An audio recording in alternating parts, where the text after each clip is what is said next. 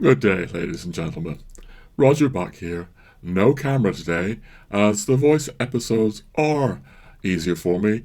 The highly visual episodes do take it out of me a bit. Now, I call this episode Tomberg, Monarchy, and the Machine. The latter term, the machine, refers to our ever more terrifying technocracy. In fact, I'm appropriating that term from Michael Martin, whose voice you'll also actually literally hear later on, invoking transhumanism, hormonal birth control, and other monsters of our time. Thank you so much, Michael, for your penetrating insight here. And I address more in this episode as well. Everything from Peter Hitchens to the abolition of Western culture to a long section from Tomberg on St. Francis of Assisi and the Holy Roman Empire.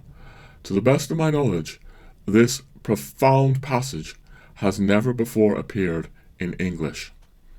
There's also an unusual amount of very personal and autobiographical experience this time, mainly to do with America and Europe, and I use my experience growing up in America and growing up in England to raise some provocative questions, such as, have the multiple choice questions in American education, which are now spreading to Europe, helped to foster binary thinking and even polarization in the West today?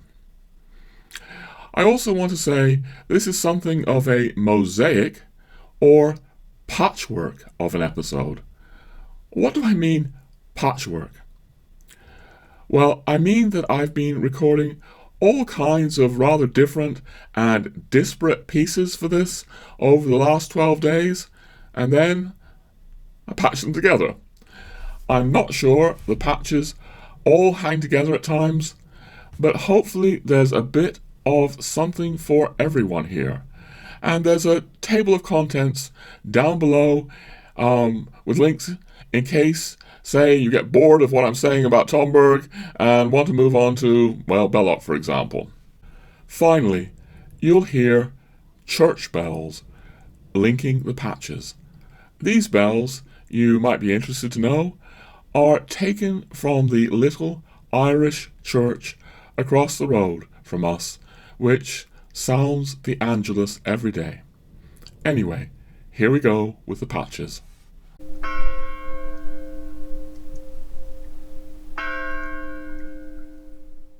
Today is the 8th of January that I'm speaking to you, and I'm going to be frank. I feel like I'm re-entering normal reality. Now that might sound odd, because it implies that I haven't been in normal reality. What do I mean by that? Well, I've spoken on this channel before about really finding opportunity in both sacred places, places like Portregla or the Rue de Bac or Knock in Ireland, but also sacred localities in time. And Kim, my wife, and I have found Christmastide to be a sacred locality in time. Valentin Tomberg speaks about this very much in his 19th letter, the special potentials available at Christmastide. And this has been such an important factor in my wife's and my spiritual journey over the last 20 years that we really go to, some people would say, quite unusual lengths. I think I'm just going to amplify this for you a little bit, ladies and gentlemen. My wife and I live in a very quiet part of rural Ireland. As I said before, you can't even get mobile phone signals here. We also don't have dependence. It means that I'm aware that Kim and I have opportunities that not everyone has over Christmastide, because of the quietness of where we are. Another factor. So yeah, I'm laying out a little picture for you here. Quiet, rural Ireland. Really, no family around us, but also right across the road there is a little Catholic chapel that is always open, sometimes even in the middle of the night. And as far as I'm concerned, ladies and gentlemen, Catholic churches have a presence because they have the real presence of the sacrament of Christ in the tabernacle. They feel inwardly so differently to me than, say, Anglican churches, where Anglican churches, really refuse this whole idea. I might have mentioned it once on an earlier episode that, when I was just learning about Anglicanism and I had maybe just converted to Anglicanism, I asked if there was a tabernacle in the church, and may well have been the vicar there. He looked at me in horror. Oh no, of course not. I don't really want to laugh about these profound things about why Catholics have the Blessed Sacrament in their churches all the time, and why Anglicans do not, or other churches do not. There are actually profound things there. My real point is almost a stone's throw from our house, in this very quiet locality, there is this chapel with the Blessed Sacrament in the tabernacle. So Kim and I are able to go, and it's always open, to go there and pray. Okay? So I'm setting a scene for you here, ladies and gentlemen, that come Christmastide, we are able to live something that I'm aware that many of my listeners, or probably most of my listeners, cannot. We can really go into silence, contemplative silence. It's the richest time of the year for us. We wait all year for it. We really put out emails saying that we're not going to respond to people in this time, unless it's an emergency, of course. We cut ourselves off from the world. And it's almost like Kim and I have been living like Trappists. Like Trappists. At times the silence was so deep, because we're not even speaking to each other that much, because the silence is so rich. I've mentioned it before on this channel. Valentin Tomberg speaking about, have you ever drunk silence? Now, I don't want to say that the entire period of Christmastide, where we cut ourselves off from the world like this, has been nothing but hours and hours of silence, although at times it has been. But it's been a time where, yes, we speak less. It's like speaking, even speaking can sort of set mental processes in motion that can be interfering. So either I've been in this silence, or I've tried to be silently present, contemplating certain things.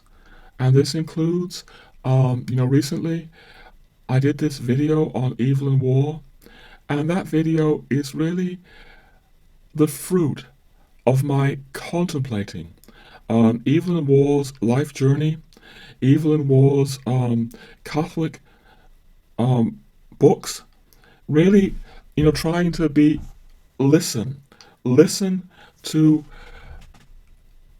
who is evil and war, who was he, what it was really going on in his books, just be deeply aware. And I've also had a similar kind of journey very much with Hilaire Belloc and Valentin Tomberg. Like, what is really going on with Belloc's journey and Belloc's phenomenal output, and what is really going on with Tomberg's journey? Tomberg's journey from Anthroposophy to the church, where he makes this shocking volte-face. What was really going on there? In some of these cases, I needed, almost as if my life depended on it, to try to understand these things. And my way of trying to understand these things involves what I'm speaking about as contemplation. Like trying to get, my ordinary, maybe critical, reactive mind out of the way and just listening as deeply as I can. So, the way I might listen to a friend, if a friend came and tried to really tell me about the depths of his life, maybe the depths of his suffering, I would want to try to honor what he was telling me with a deep contemplative attention. And I would want, in some ways, to have an inner silence while I listened, so that, my mind wasn't getting in the way, overly analyzing, maybe overly scrutinizing what my friend was speaking about. This is part of the beauty of what Michael Martin is speaking about in terms of sociology and also phenomenology, to really see if we can listen to the world in a deeper and different way. Because in our crazy, hyper-stimulated world, we're losing contemplation. We're losing the capacity to listen. We're just being goaded into going faster and faster and faster and faster. And it's necessary to compensate for that. And at Christmastide, one can do that with very special graces. And I think particularly, if one is receiving the sacraments, going to confession, going to Mass, very special things can open out. And as I begin to speak to you today, ladies and gentlemen, I feel that these 2 weeks of Christmastide have been very, very fruitful. They've brought many graces, many insights, only a few of which I will be able to begin speaking about today.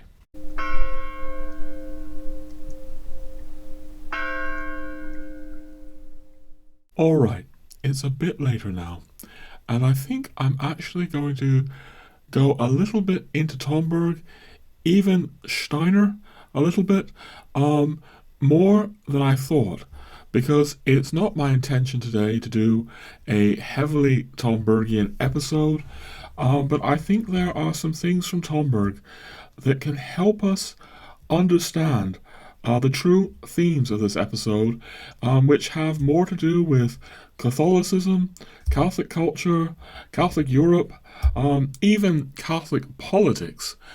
And it will help with that. And also, we want to move into what Michael Martin is calling the machine, the market-driven forces that create and foster the machine.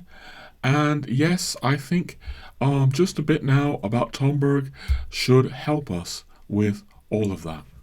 And I say this with a slight reticence because I'm aware that this channel has become heavily Tombergian of late. And I know I have listeners who don't know Tomberg and don't relate to Tomberg. And if some of you are groaning, oh no, not more Tomberg, I want to use Tomberg to illustrate the principles that I'm starting to unpack here, rather than go extremely heavily into Tomberg. So I'm going to start with what I've just said about listening. One of the problems that I have with the community of people reading Tomberg is that I feel that many people are not listening to the man deeply enough. And that's 25 years of my experience speaking, whether I'm right or whether I'm wrong. And for me, I've brought this up in other Tomberg episodes, but just bear with me. Tomberg was an anthroposophist, a follower, to put it in simple terms, of Rudolf Steiner's so-called spiritual science until the early 1940s.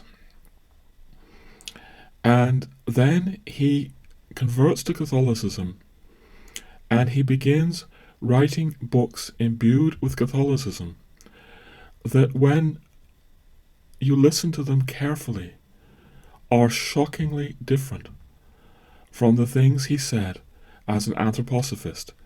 It's not simply the fact that he is now a Catholic and he's saying extraordinary things about his hope in the church for literally saving the world, whereas before he placed his hope for saving the world in Rudolf Steiner's so-called spiritual science. This will sound very strange to some of my listeners who are not into Tomberg, but Rudolf Steiner truly presented anthroposophy as a means actually of contemplation. Anthroposophy should be about contemplation, a means of contemplating the world that Steiner felt could literally save the world. I'm having to present this rather simplistically, but that's the gist of it. And I'm aware that presenting it so simply may make it seem even more absurd than it already seems. Like, how can a new form of spiritual contemplation save the world? People will be asking. Well, what Steiner was getting at here, whether you agree with him or not, what he was trying to get at is that materialism, in the form of, above all, the kind of rationalist empiricism that had arisen, at the Enlightenment, although it was certainly arising before the Enlightenment, that this kind of rationalist, empiricist materialism was obviously closing us off from being open and receptive to the grace of God, the grace of the Spirit, he might say.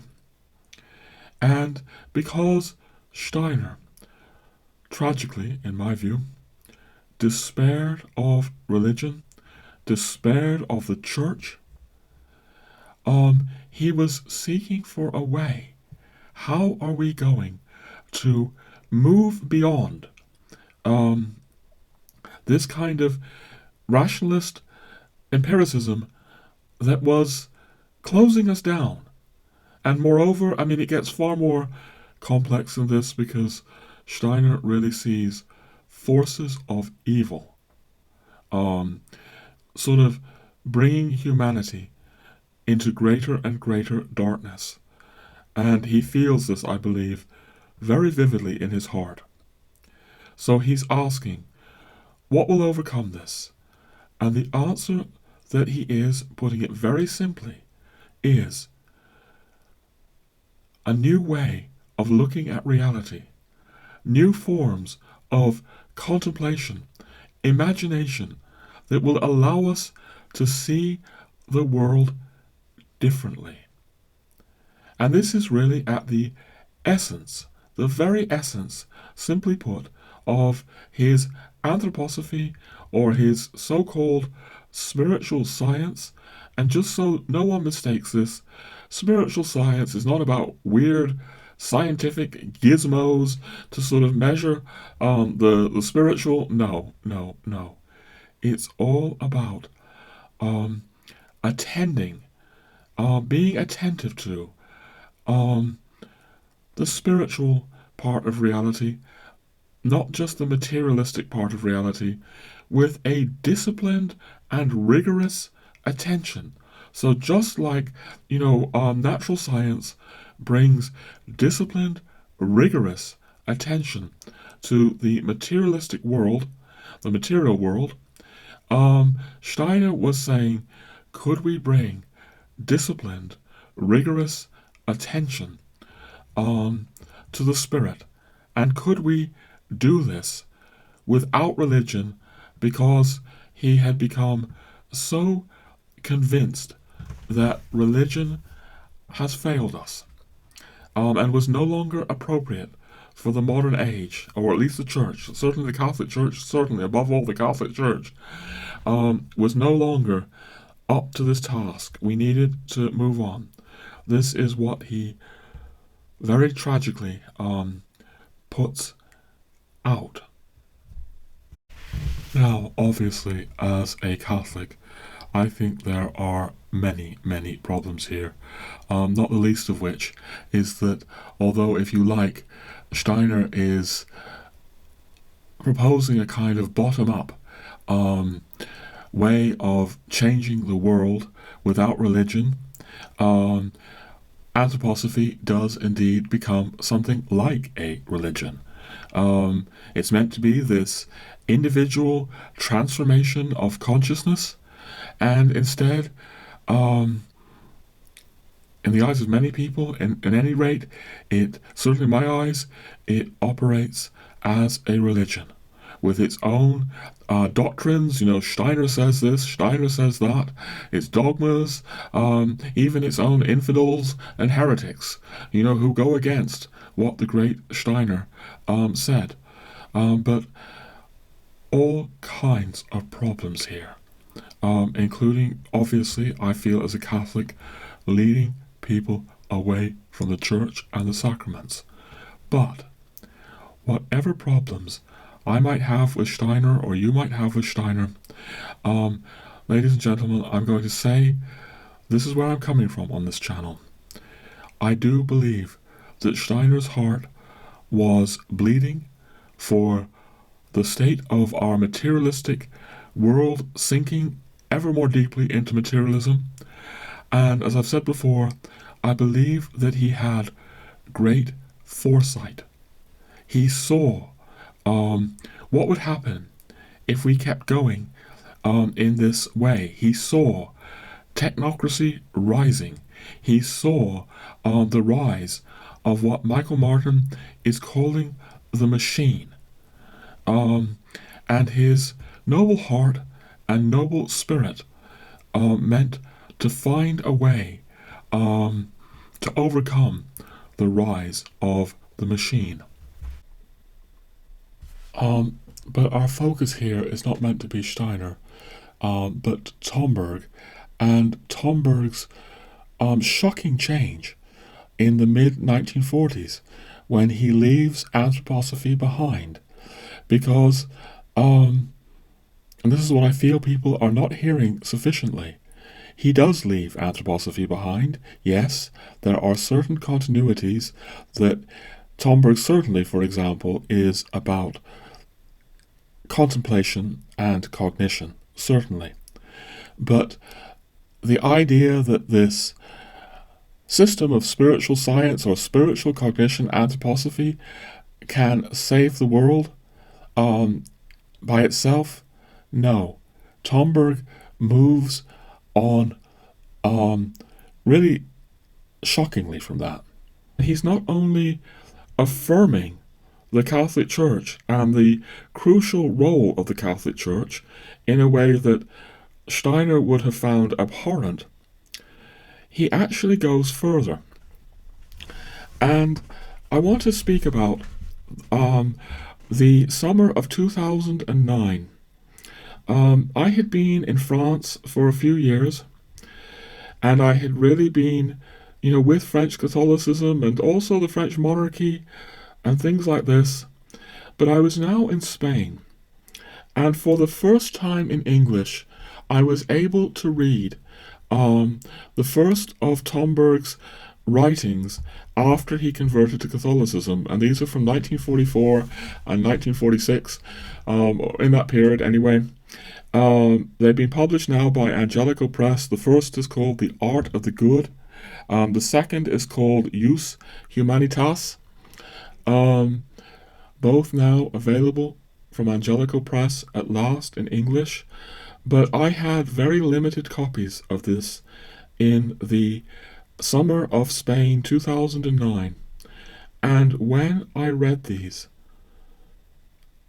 and really saw what Tomberg was saying, I found it very, very hard to assimilate, because it wasn't just that he was now a Catholic. I mean, I knew he had converted to Catholicism. That was not new to me.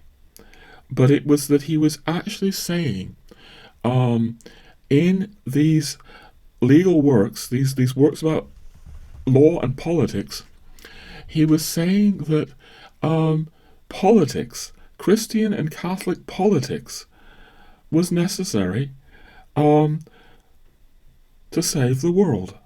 So it's like he completely flips Steiner on his head, like overnight. He's no longer talking anthroposophy. He's no longer talking this kind of bottom-up, individual transformation of consciousness the way he did all those years as an anthroposophist. No, he's talking about, and this should get clearer as we proceed, kind of not bottom-up, but top-down, hierarchical politics as the way to save humanity. Top-down, hierarchical, Catholic politics. The transition is shocking. He's speaking there, we've mentioned this in previous episodes, about different levels of law. So today, we only have positive law, and if we're lucky, we have maybe a little bit of natural law left. But in medieval times, we had divine law.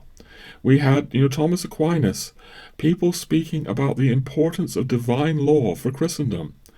And Tomberg here, out of the blue, in these legal theses, is arguing for things that St. Thomas Aquinas was saying about divine law.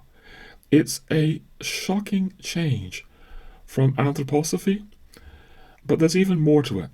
But again, part of my issue here in these Tomberg videos is that I feel that people aren't listening to the fact that Tomberg is now saying radically different things than he did before about politics. Not just that he's become a Catholic, that so much has changed. Now, I say people. There are people who really do understand that Tomberg changed, and I have saluted Michael Martin, and I have saluted Michael French for seeing how much Tomberg changed. But the point I want to make here is we need to listen. And it has really seemed to me that people are not listening to Tomberg's journey. They're still assuming he's an anthroposophist when he's saying things that at many points, not all points, but at many points, are like 180 degrees the opposite of anthroposophy. And it's not just the Catholicism. And that really comes out in these legal theses. So I want to give you an example that's very present in the Jus Humanitas, recently published by Angelical Press. Tomberg is speaking about the Holy Alliance of the 19th century. And for those of you who don't know what the Holy Alliance in Europe of the 19th century, I can't give you an authoritative unpacking of everything that it was about right now. I'd have to sort of go read up on it, to be honest, but I can give you the gist of it. The French Revolution had led to Napoleon. And Napoleon had destroyed the monarchies of Europe. He'd overwhelmed them. Actually, destroyed isn't a good word.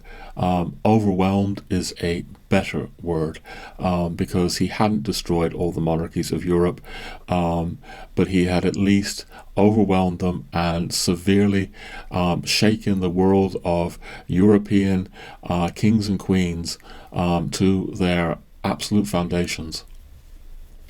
But Napoleon was defeated, as we all know, in 1815, Waterloo. And the Holy Alliance emerged in Europe as something of a coalition of the Christian kings and monarchs of Europe. And it didn't matter whether they were Protestant, Catholic, or Orthodox, they came together. So there was the Tsar of Russia, Alexander at the time. There was the Emperor of Austria, the King of Prussia. And monarchies were reinstituted where they had fallen. So the French monarchy was now restored. The French Revolution had overcome the French monarchy. Okay? Napoleon had gone on his kind of rampage through Europe after that. And for decades, a couple of decades at least, France had not had a king. But now King Louis XVIII was returned to the throne of France. So the royalty of Europe got together, so to speak, just giving you the simple gist of this, to reinstitute the many of the things of the Ancien regime that the French Revolution had destroyed. Now, Steiner, I knew this from reading Steiner, and it's just obvious for anyone who knows Rudolf Steiner well, that Steiner deplored this. Steiner is generally on the progressive end of many things. He might have regretted, the terrible excesses of the French Revolution, but he believed in, the essential spirit of the French Revolution, so to speak. But there's actually a kind of set of lectures where Steiner is speaking about the Holy Alliance. It's the lecture series called Materialism and the Task of Anthroposophy. Gesamtausgabe 205, for those who want to know. And Steiner is saying this Holy Alliance is absolutely awful. It's inimical to all European progress. And he really, kind of lays into it and lays into the spirit of the Holy Alliance. So I knew about these things from having been an anthroposophist. But then I'm reading Tomberg in Jus Humanitas, and Tomberg is now unbelievably praising the Holy Alliance, saying the Holy Alliance was actually necessary to save Christianity in Europe. This is 180 degrees the opposite of Rudolf Steiner. And, I know that anthroposophists, I know that people into Tomberg should know these things who are anthroposophists, but I've not been able to understand why some of them do not listen to these things, or listen to, the passages that are still in Tomberg's, Meditations on the Tarot, where he's speaking about the emperor, and he's saying that we are wounded in Europe because we no longer have the emperor. It's a wound, and the wound speaks. We've gone into this in earlier episodes, I believe. But Tomberg is now with a monarchical, hierarchical politics that could not be more removed from Steiner's politics, which, as I say, were generally, progressive. So, for me, in the summer of 2009, it was necessary to really register this, to really look at this and be with this and ask, what is going on here? How is it that Tomberg has not only, in such a short period of time, turned from anthroposophy, but actually turned to a kind of Catholic politics of Christendom that is so removed from anthroposophy? Even, the church, even the Church of Pius XII at the time, would not necessarily have been endorsing these kinds of Catholic politics. And yet Tomberg is literally saying, this is what's gone wrong. This is what's led to World War II. And this is what's led to tremendous dehumanization in Europe, that we've lost these kinds of things.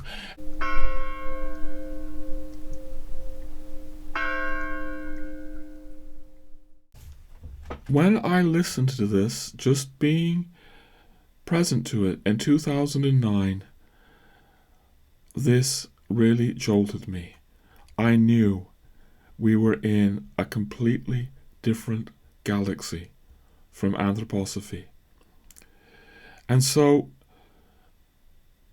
and it's been part of my confusion many years since that others do not seem to be listening. They seem to be thinking that Tomberg is still saying the same things. And we could go on to other examples, but I don't want to make this heavily Tombergian right now, that Tomberg really rejects the anthroposophical idea of Lucifer and Ahriman, but people are not listening to this. They're not listening or engaging with it. Now, it's one thing, final bit about this, it's one thing if you're someone who says, I hear that Tomberg changed, but I don't care. I really, I'm with Rudolf Steiner on these things. That, I disagree with you, but I'm grateful if you've listened to Tomberg changing. It's really a not listening that does trouble me.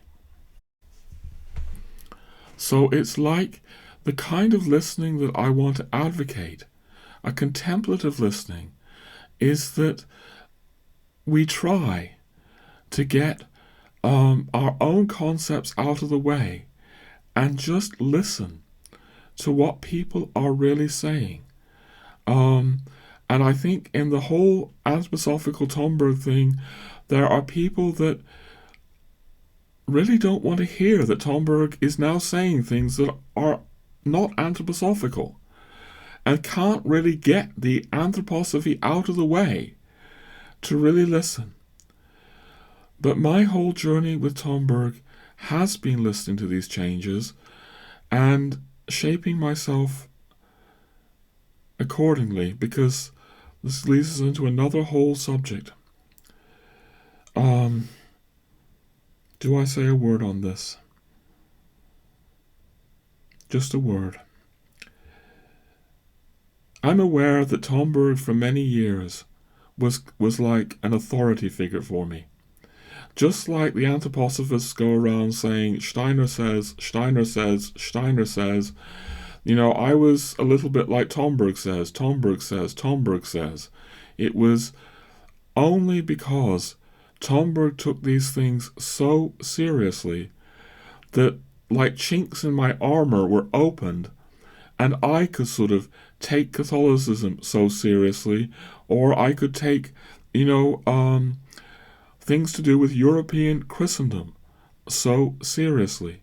It's like Tomberg was the authority figure that broke down my, anti-Catholic conditioning.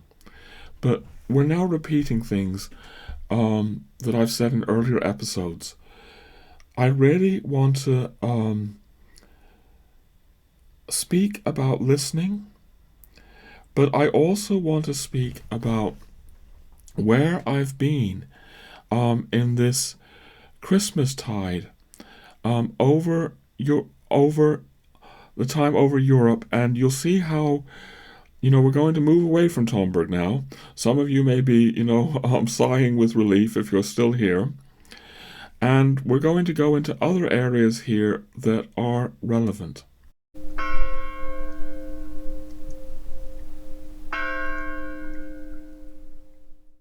So we're apparently going to shift ground to what I want to call the abolition of Europe.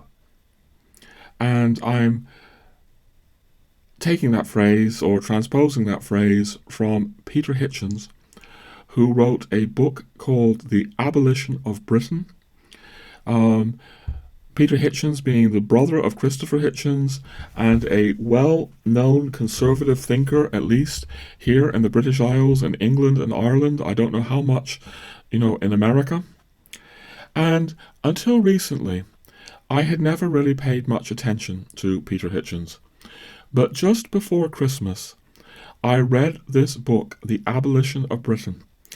And it's a book speaking about the changes in British society, roughly from the 60s to the 90s. The original title was From Winston Churchill to Princess Diana. The new edition is From Winston Churchill to Theresa May. But mostly it's about a massive shift in Britain from the 60s to the 90s, although its roots are earlier than that, about how what Britain had been in the 40s and 50s. Winston Churchill's Britain was like abolished. And he goes a lot into Tony Blair. He goes a lot into the British media in terms of this abolition, pointing very much to satire. Some of the very ridiculing kinds of satire that you find in Britain that I'm not really sure Americans, at least the America I grew up in, didn't quite have this kind of ridiculing quality. He brings up things like, Monty Python's Life of Brian as, a kind of ridiculing of the sacred truth of Christianity. And he shows in this book, I really think it's something of a minor masterpiece. It actually very deeply impressed me before Christmas. How much of what had been British culture and maybe Christian or nominally Christian culture had been abolished for a new globalism. Actually, before I go on, I want to raise something about what I've just said about this really kind of peculiar nature of British ridicule that I began to experience only when I came to Britain in the 80s. It wasn't present in 60s and 70s America in the same way where I grew up. And I brought this up with somebody, a friend of mine, really a brother of mine, and he was pointing out what he thought was the importance of satire. And that satire had played a part down through the ages that was valuable and creative. Well, maybe at times, yes. But a point I would make now is that the sort of monolithic or, establishment media, you're only allowed to satirize certain things. So you can satirize the sacred, but God forbid, if I wanted to start satirizing, well, you can imagine a whole list of things, starting with gender dysphoria and things like that. We have this media that allows you to target with satire certain things, but not other things, which are, sacred cows to the globalist project. So Peter Hitchens goes into that very creatively. And so much more in the book about British education, about British bureaucracy. It's very oriented towards Britain, of course. How British culture was abolished. Also, obviously, at the very core of all this is the market, capitalism. So I said that Hitchens was really pointing to Tony Blair, but thankfully he's also really pointing to Margaret Thatcher, who did so much to bring Britain into a kind of American capitalist model that she didn't have before Thatcher was elected in 1979. And I think of, like I came to England for the first time in 1980. And I came to an England, I've maybe spoken about this before on the channel, where there were just 3 television stations.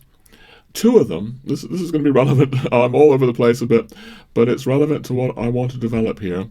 2 of them were the BBC, and there were no, what Americans call commercials on them. There were no adverts.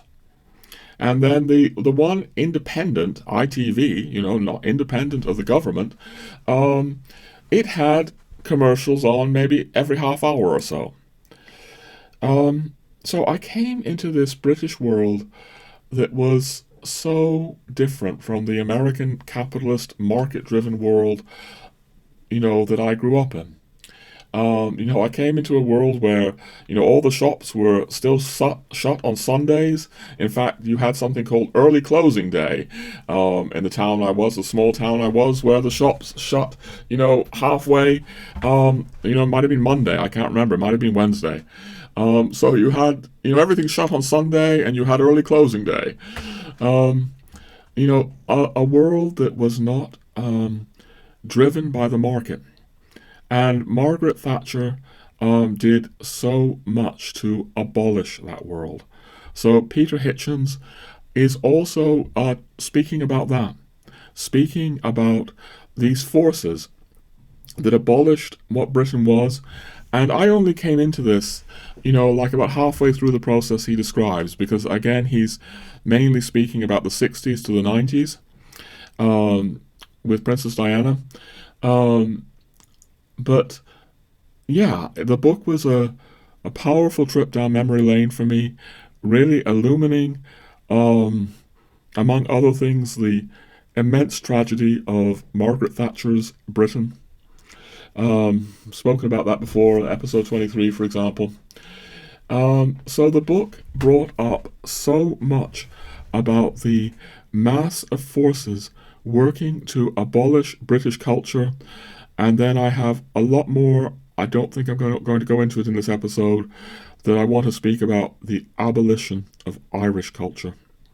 It's given a lot of food for thought, food for contemplation there about the abolition of Ireland, but also the abolition of other European cultures. And I'm hoping to explore that more on the channel as we proceed this year.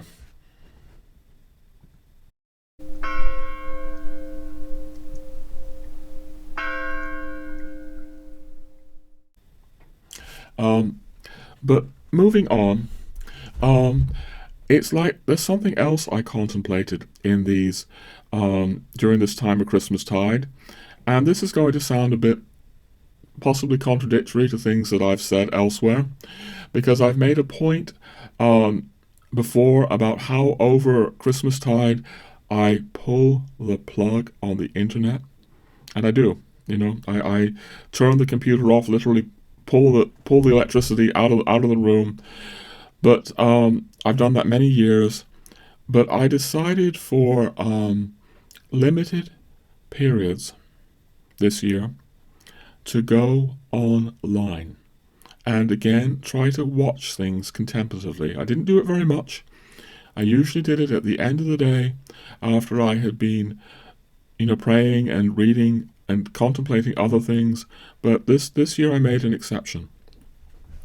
And I decided to watch a bit of YouTube video.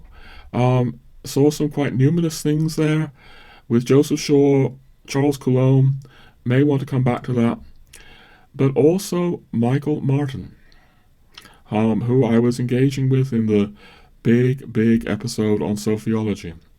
So I spent time this Christmastide contemplating Michael Martin's work. And I was not only reading him, I actually decided to watch some of his videos online, which I've seen very few of before. In that big episode we did on Michael Martin, I made the point that I was really speaking about Michael Martin's books. That I hadn't really watched hardly any of the videos or engaged in other things he was doing. And I have quite a complex reaction to Michael Martin's videos, but we're going to bring something in from them. Something that I very much appreciate and I feel has huge value. So I've spoken about how the Peter Hitchens book, The Abolition of Britain, really only goes up to the end of the 90s. Yes, there's an updated edition that sort of quickly covers the last 20 years up to Theresa May, but really it's a book about the abolition of Britain from the 60s to the late 90s, to Princess Diana's death. And watching Michael Martin online and reading, I printed out quite a lot of his blog. He very much served to update Hitchens, because much of what he's writing about and also speaking about on his podcast series with a man called Mike Sauter is not about up until the late 90s, but is about the last 20 years or 25 years. Now Michael Martin's books and so on go way back in time. They go back to the Enlightenment, they go back to the Reformation. I'm not trying to say that Michael Martin is only focused on the present time. By no means. This is one of his great strengths, to see how, our present technocratic and rationalist structure is rooted in philosophy from hundreds of years ago. But in any event, pondering, contemplating Michael Martin's work served to update Hitchens, because Michael Martin is really going into a lot of the trends from the last 20-25 years that are very much about the rising technocracy.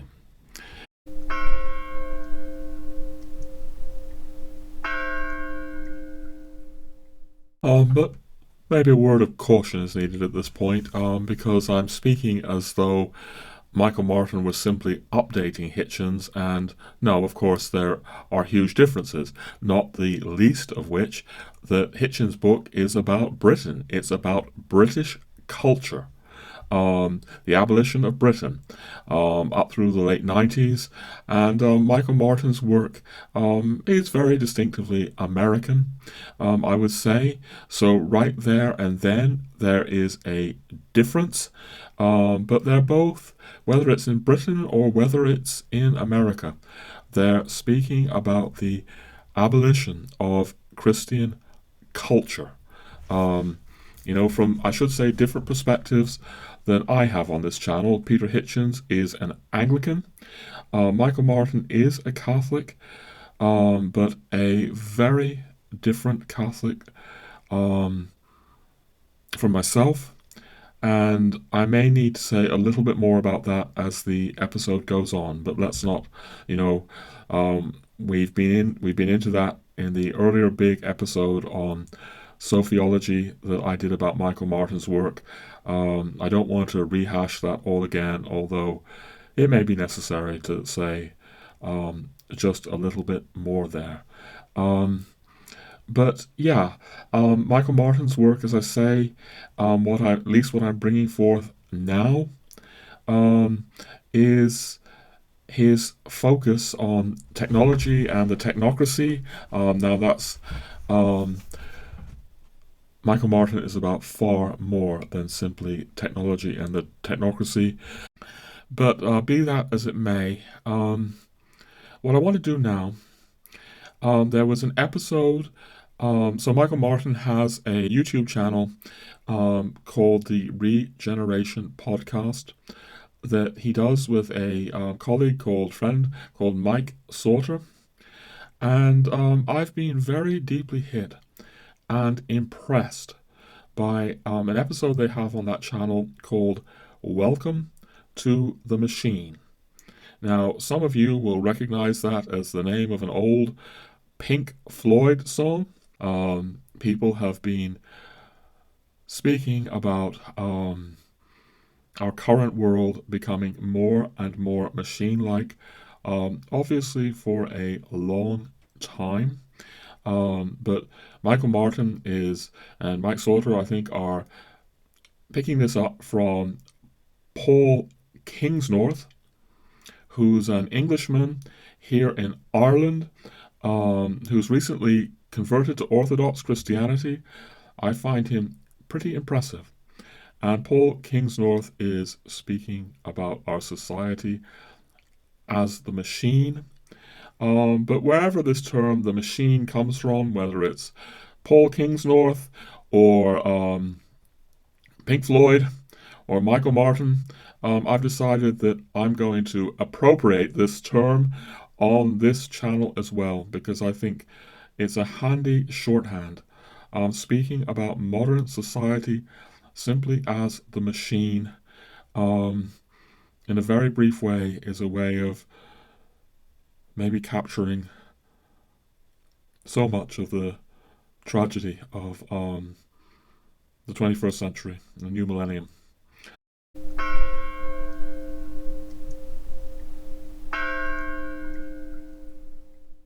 Anyway, what I want to do now is just run a few minutes of clips. They may be a little bit disjointed from this episode. Welcome to the Machine.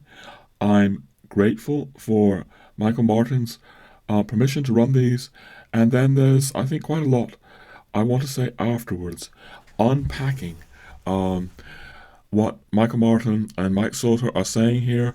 Maybe it's just worth pointing out that the clips begin with Mike Sauter speaking, and he's making the very valid point that all kinds of people in the past, as we say, have seen the coming of a machine-like future. He doesn't mention Steiner, but we could certainly include Steiner in that, and indeed Tomberg. And maybe, there'll be more to say there about these figures as we unpack this. But yeah, then Michael Martin moves on, as you'll hear, to the idea that in the past all these things were predictions only. But now our society really has the power to fulfill these predictions. That's the terrifying possibility we face. Anyway, here we go. Mike Sauter, Michael Martin. Northrop Frye saw a coming insect state. Lewis Mumford, he conjectured a coming mega machine, that was his language, where humans are interchangeable appendages in a centrally controlled system. And so it goes on and on. And how would you describe it, my friend Michael? Well, it's people have been warning about them. And this is, put it this way, the things all those guys were warning about, they were anticipating something that was already kind of the desire of the powerful, put it that way. Mm-hmm. But now the powerful has have the technology to do that.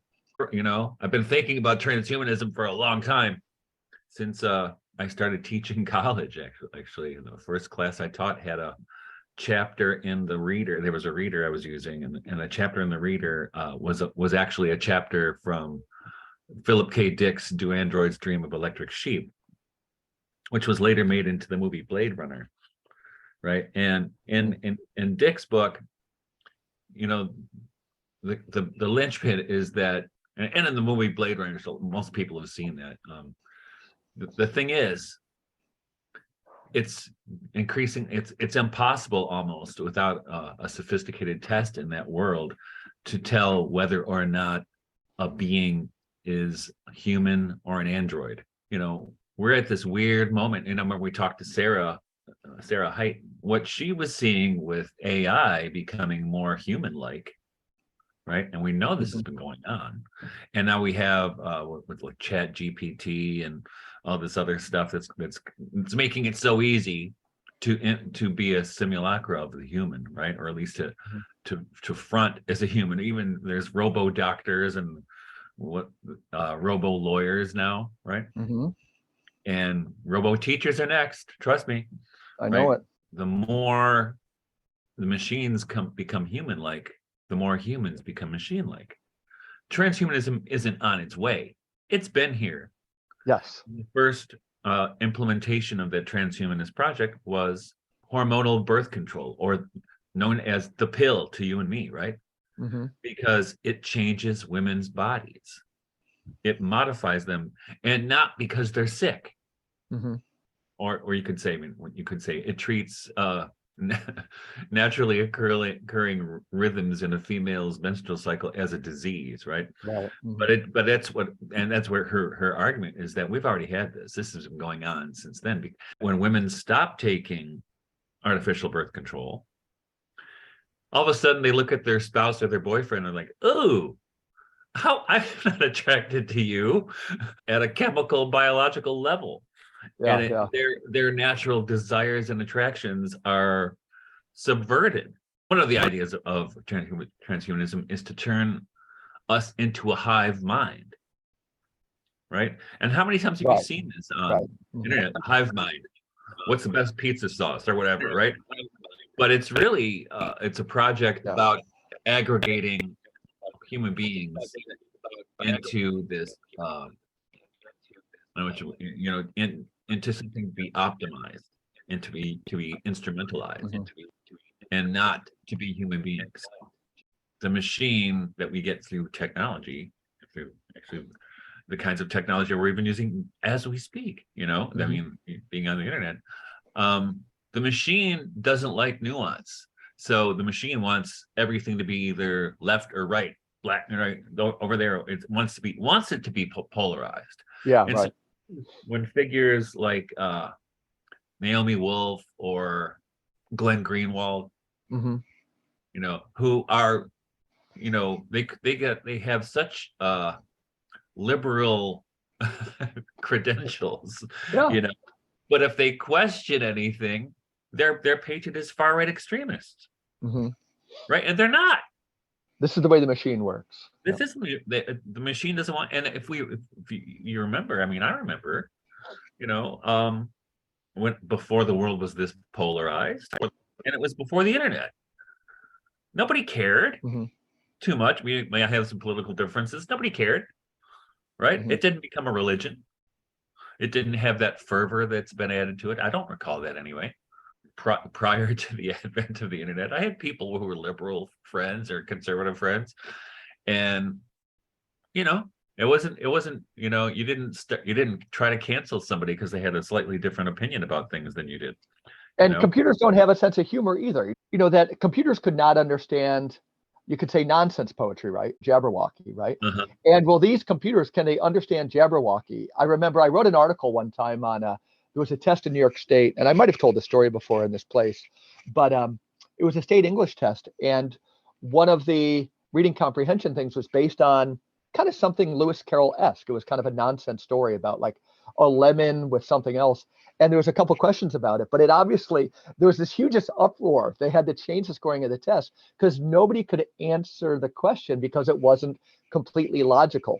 So two things: can a computer have fun when we're talking about the power, the anarchistic power of comedy?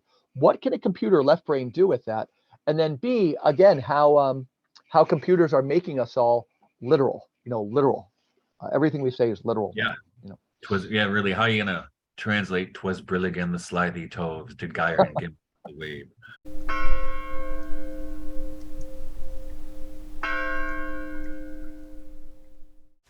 All right, what can I say here?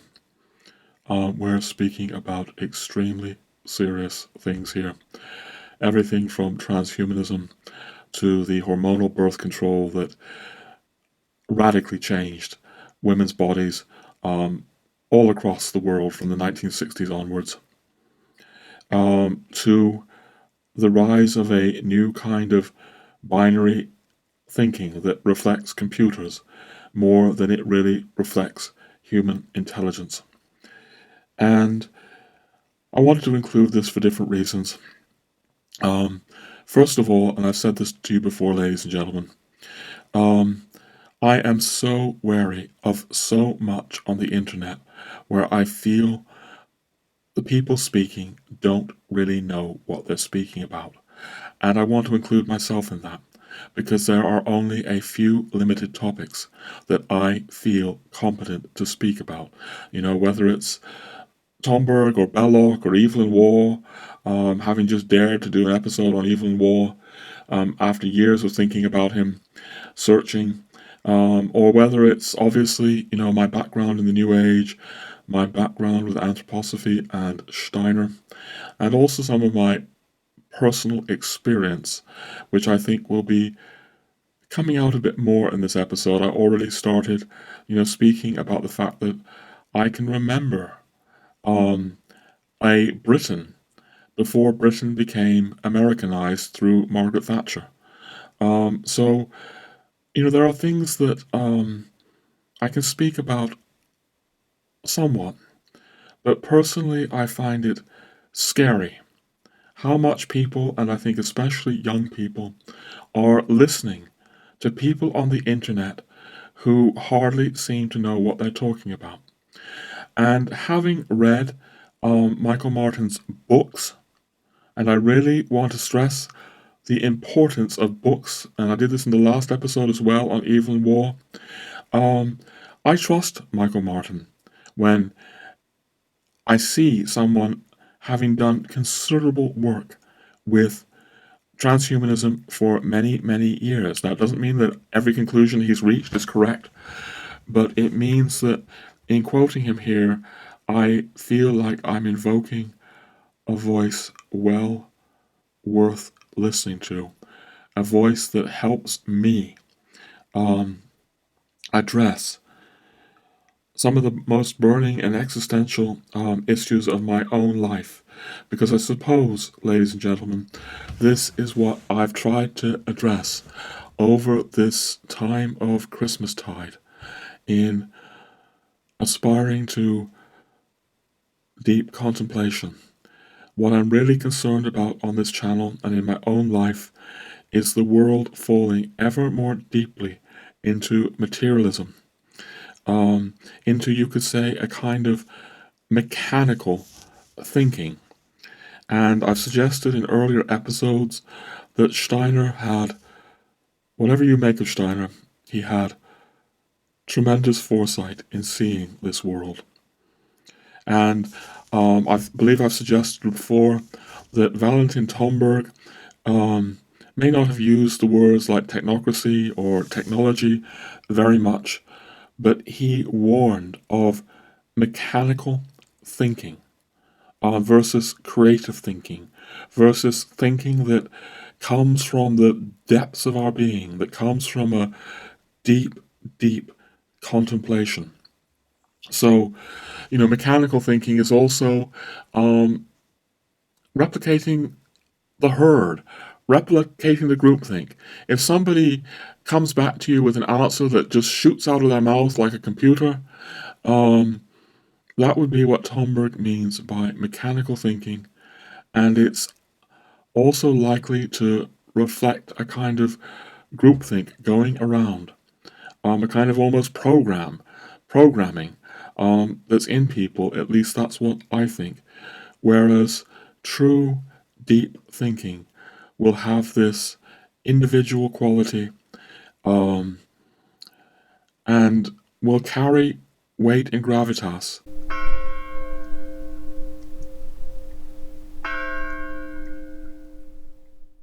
So that's something that I experience in Michael Martin's books, above all his books. As I've been mentioning, I'm not without disagreements with Michael Martin, even very serious ones, and we may need to come back to that. But I think what I'm also clear of, and I've indicated this before, I do believe that Tomberg's legacy is incredibly important for the future of the world. I see not that many people really grappling with it. I do see Michael Martin over many years working seriously with it in a way that has great value. Working seriously with it in terms, for example, of understanding the difference between mechanical thought and creative thought, or understanding, as Steiner and Tomberg both suggested, that we need new ways of seeing reality, of contemplating reality, in order to combat the mechanical and materialistic thinking that has arisen in the West since the Enlightenment, at least. So I really see that Michael Martin and I are kind of splashing around in this same pool that Tomberg was and Steiner was before him, and he has so much to offer me in this, whatever disagreements I have with him, and we're making some of the same conclusions about, for example, this kind of binary thinking.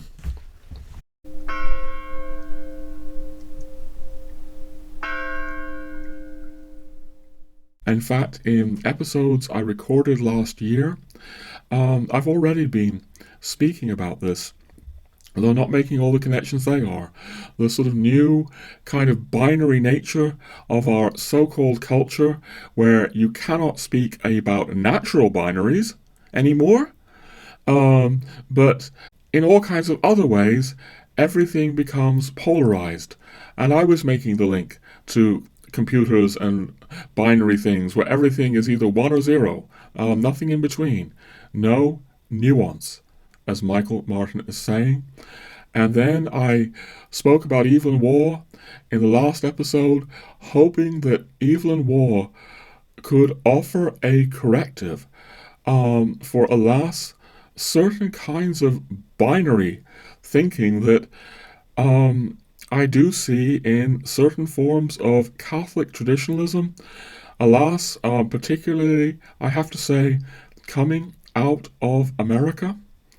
And I was linking that in that episode, more to the sort of Hollywood culture, where you have Rambo, or you have Luke Skywalker, you have these forces against, total evil, total good and total evil, or they may not be totally good, but Hollywood indoctrinates us into a world very different from reality. And I was really commending Evil and War for showing an extremely nuanced picture of how the Catholic sacraments affect us in this very broken and fallen world, and really saying we need more. We need more of people like Evil and War, and less, portraying the Catholic Church as though it were like, the gunfight at the OK Corral, or, some sort of old American Western, or something like that.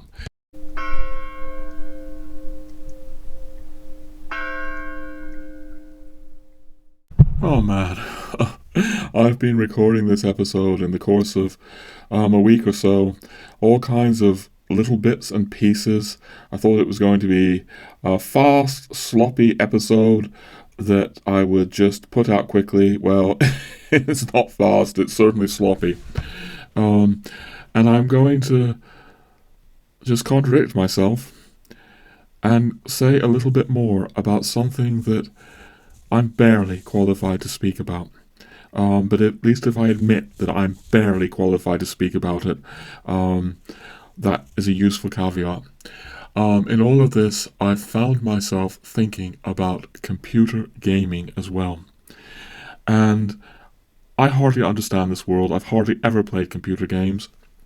I remember back in the 80s in England, you would have things like Pac-Man and Space Invaders that you could play at the pub by putting coins in the machine or things like that.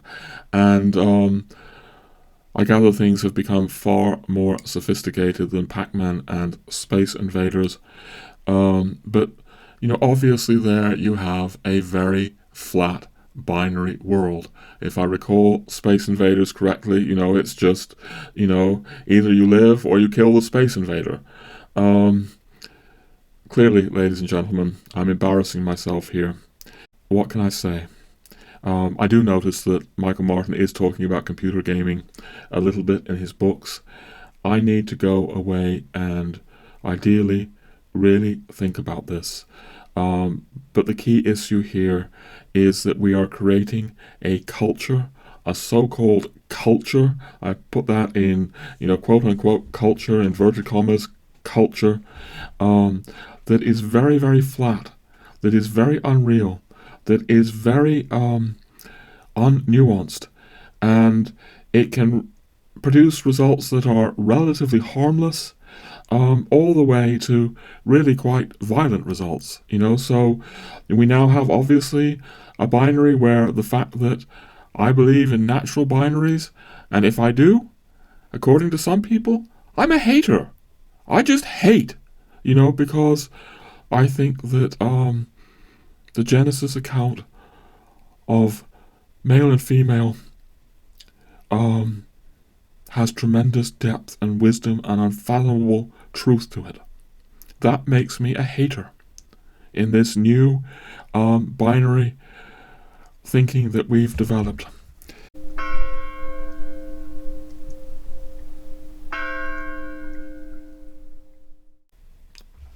And maybe we could again bring Steiner and Tomberg into this, because obviously Tomberg and Steiner took the Genesis story with profound reverence, really saw that the Bible was born out of depths of divine wisdom, to say the least.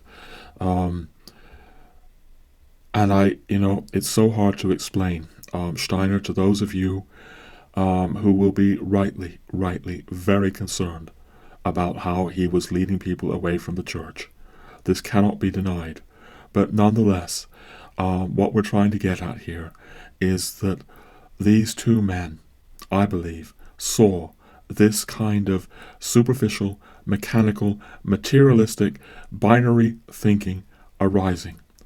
And they were both trying to find answers that people could still be with the truth of Christianity.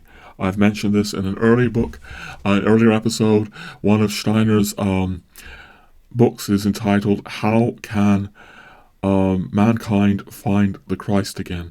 Because Steiner was tremendously alarmed that people were losing Christ and would go on losing Christ through the very kinds of processes that we're invoking here in this episode. And he came up with an answer that is, to my mind, extremely lamentable in certain respects, to do with the church above all, but other respects as well. But on the other hand, Tomberg has, and I've spoken about this before, a both and approach. We need the church, we need tradition. We won't be able to appreciate Genesis without the church, without tradition. And indeed, as I brought up earlier in making this episode, Tomberg even goes as far as suggesting we need Catholic politics to sustain Christianity in the world, because things are so awry and are going so awry. And this thought is, of course, appalling to the anthroposophists and Steiner, the idea that we would need the structures of Christendom. But Tomberg was convinced of world evil. He actually, to return to the whole thing that I went off on about the Holy Alliance, he suggests the Holy Alliance was destroyed by, world evil. That it was, in fact, something solid and good in essence. So Tomberg is speaking about tradition, he's speaking about the church, he's speaking about Catholic politics, Christendom, but that doesn't mean that he's denying what Steiner is speaking about in terms of contemplation, about learning to see the world in new ways, to open our awareness to the world. Tomberg is very much both and. And this is what I am and have been so concerned about over Christmastide, and indeed over the course of these last few years. I see us falling ever more deeply into this materialistic, simplistic, hyper, overstimulated thinking. And I want to turn everywhere I can to people who have thought about this deeply. Therefore, I'm taking Tomberg seriously when he's speaking about Catholic politics in a way that the anthroposophists are ridiculing. But I'm also taking Steiner seriously about breaking free from Enlightenment thinking and opening ourselves to new ways of contemplating what is real.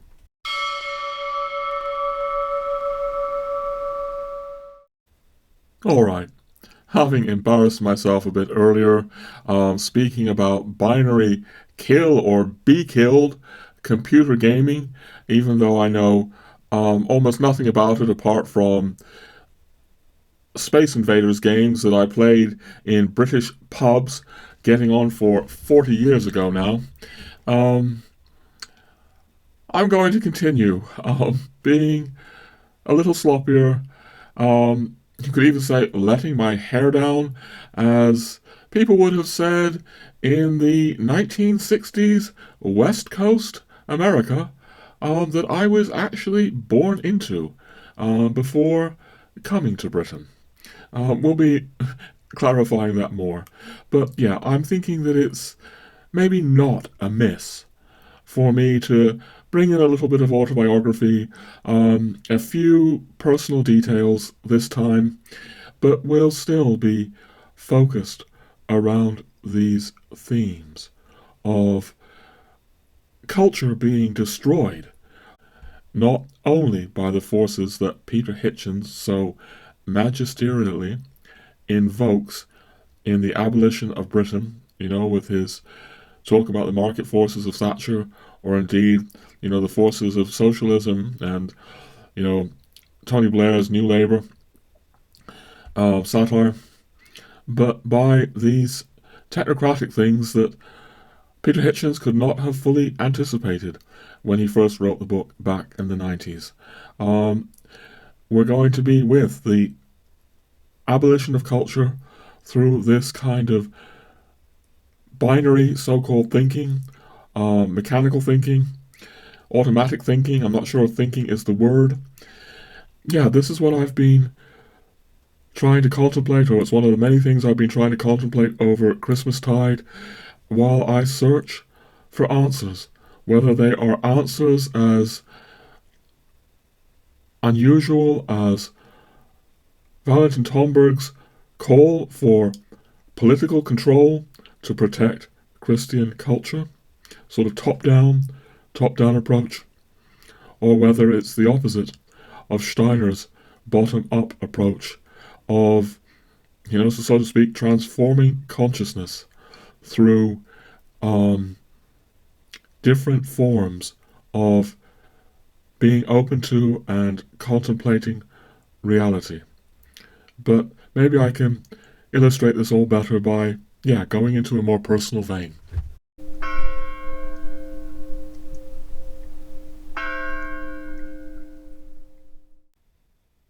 Somehow I'm in autobiographical mode, and I've brought up the fact of a major transition in my life, and I've done it with reasons here.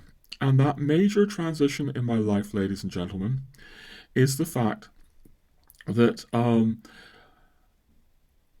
I've participated in two worlds in my life, so to speak, the way I think about it. One is America, and one is Europe.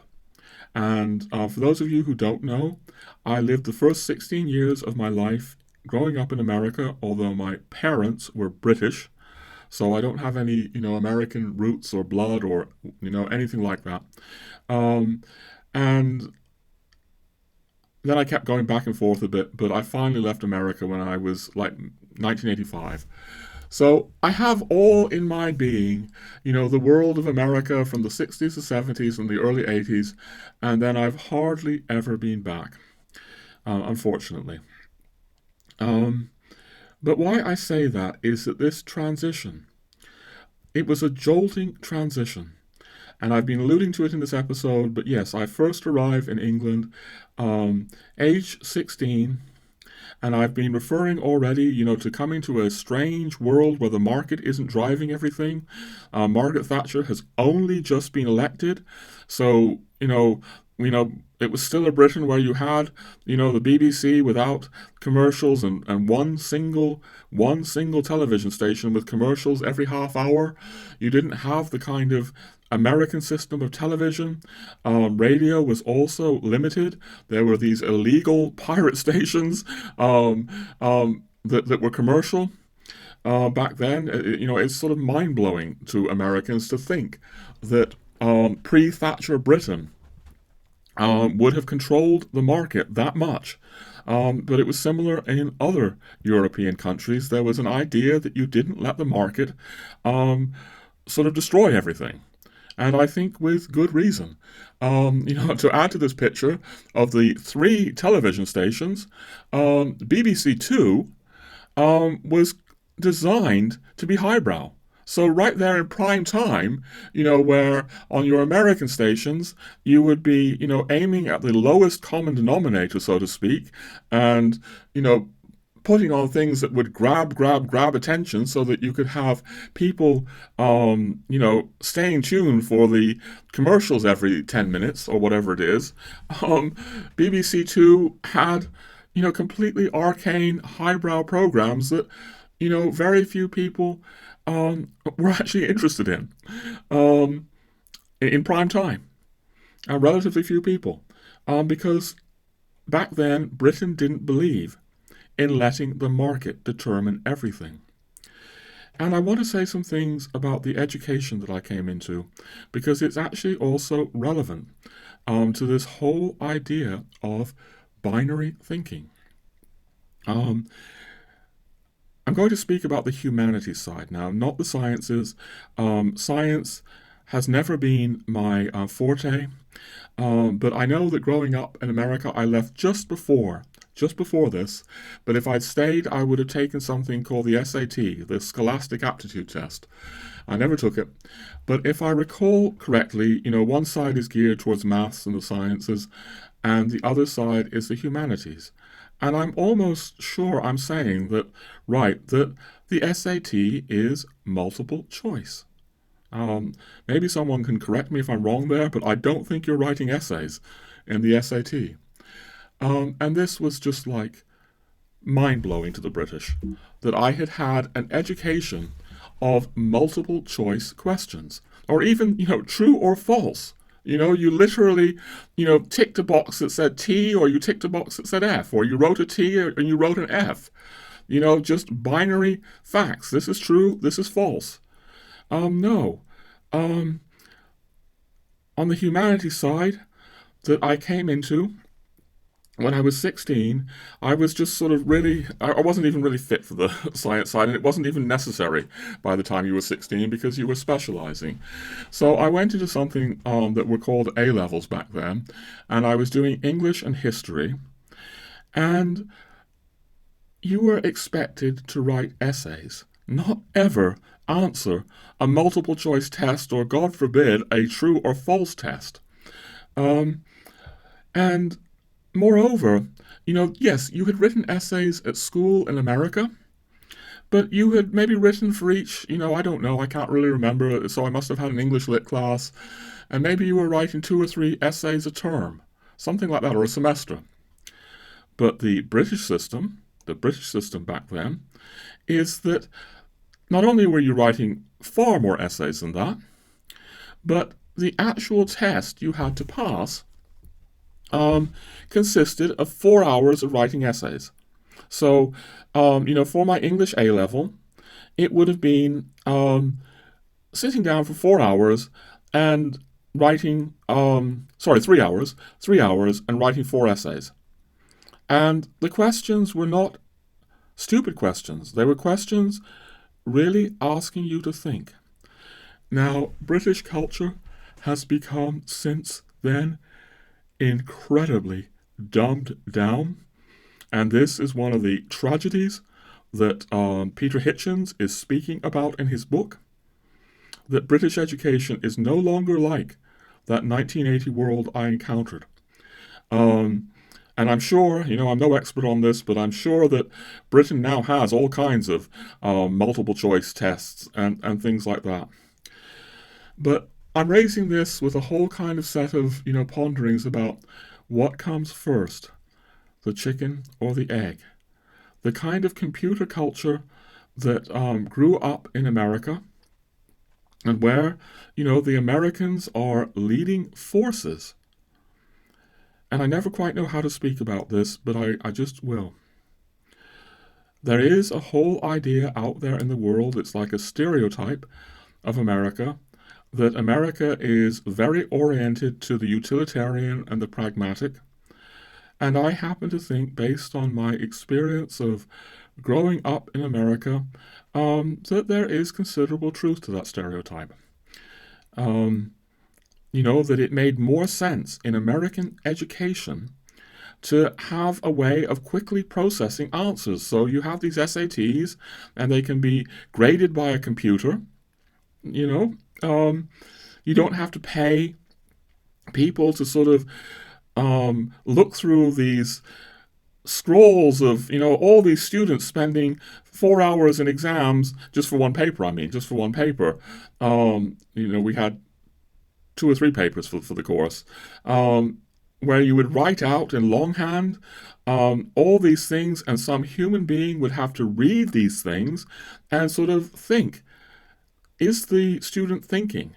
Is he able, or is she able to think for herself? Is this, evidence of human thinking going on? America opted, as far as I can see, for this kind of much more utilitarian project that certainly saved a lot of money, but I don't know how much it fostered intelligence or depth.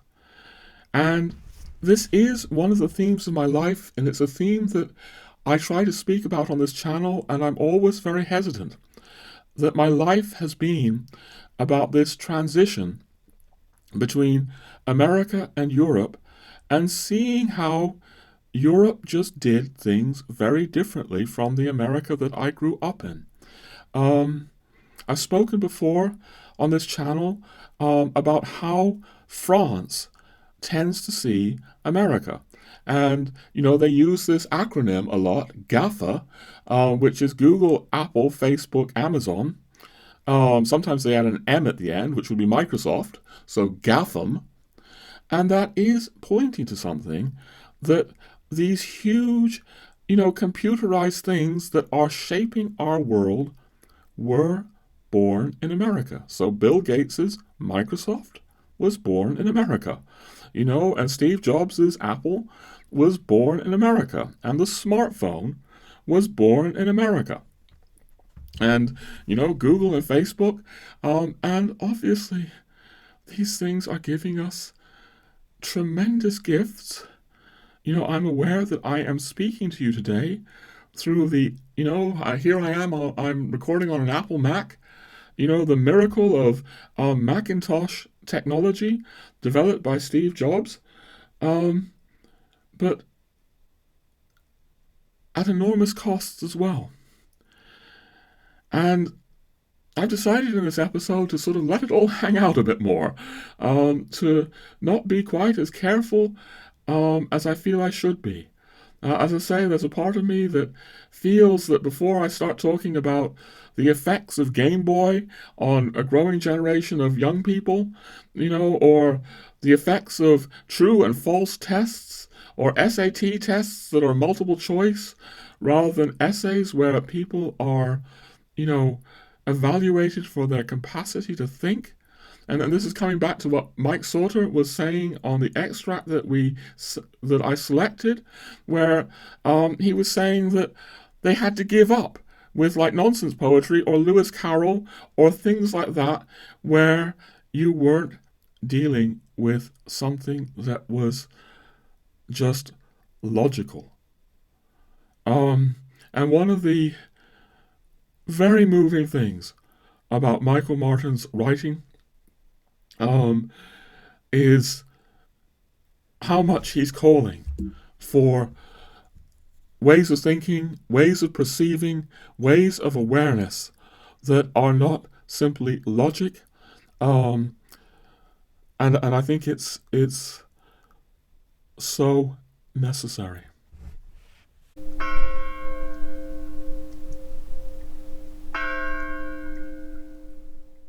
Michael Martin's perspective is anchored in America.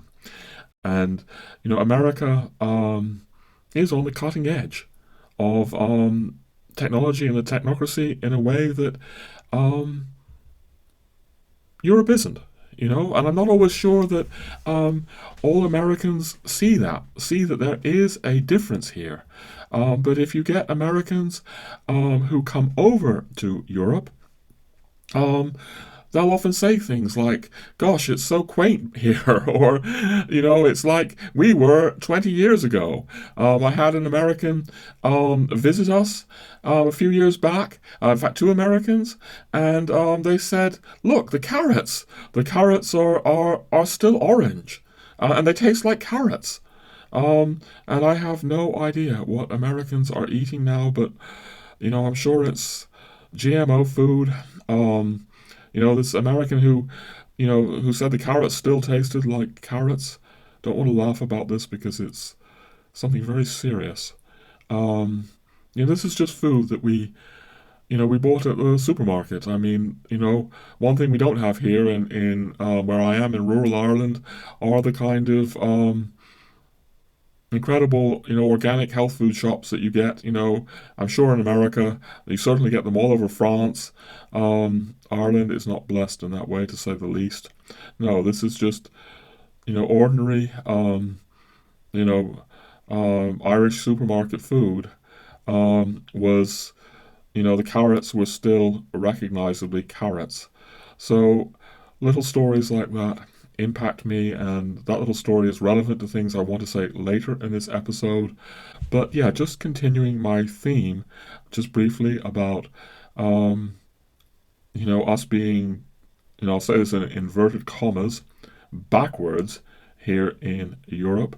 I also saw a YouTube video about a woman who she was spending long term in England, and she said it had affected her in a way she never imagined, that she felt very, very sad. And the reason she felt sad, it was like a complete surprise to her, is that it reminded her of what America was 20 years ago. And she realized that she missed that. So, yeah, the way I interpret Michael Martin's work anyway is that he's in the belly of the beast. He's on the cutting edge in a way that some of us in Europe, certainly not me in sort of rural Ireland, can't quite hope to be. I mean, Michael Martin is a biodynamic farmer, and it's not like he's in the middle of Manhattan or anything like that. But yeah, where I'm coming from anyway, these kinds of technocratic changes are in the forefront in America.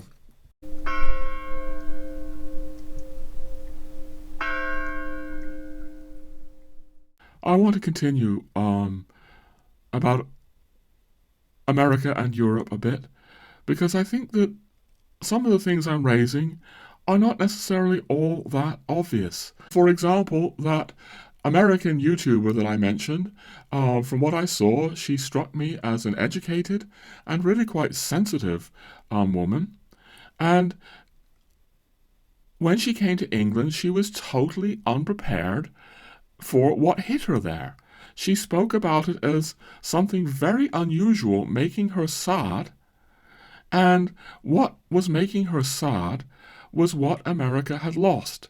That in England, and I think she could have even been in London, she was experiencing what America had 20 years ago, and she missed that America.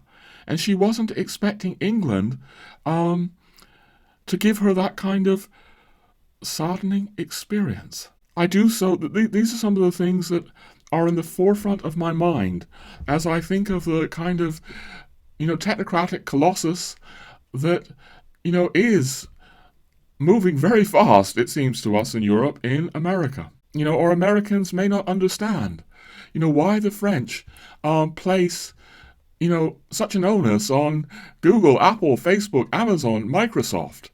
But they see these American tech giants threatening, menacing, or even destroying their culture.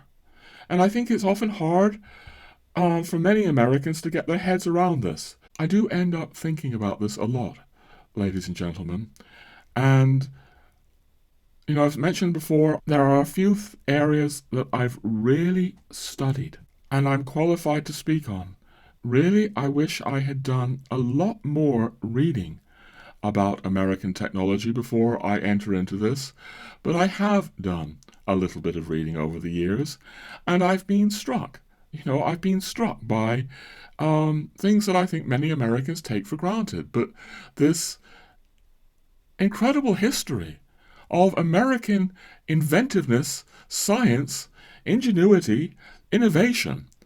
So going back to, Alexander Graham Bell and giving us, the telephone and, various related inventions that have changed the world, or Thomas Edison with the recording machines, or the Wright brothers, or, right back to Benjamin Franklin with his experiments in electricity. American inventions have massively changed the world, but it's not just inventions. It's like very often these inventions were accompanied by what strikes me as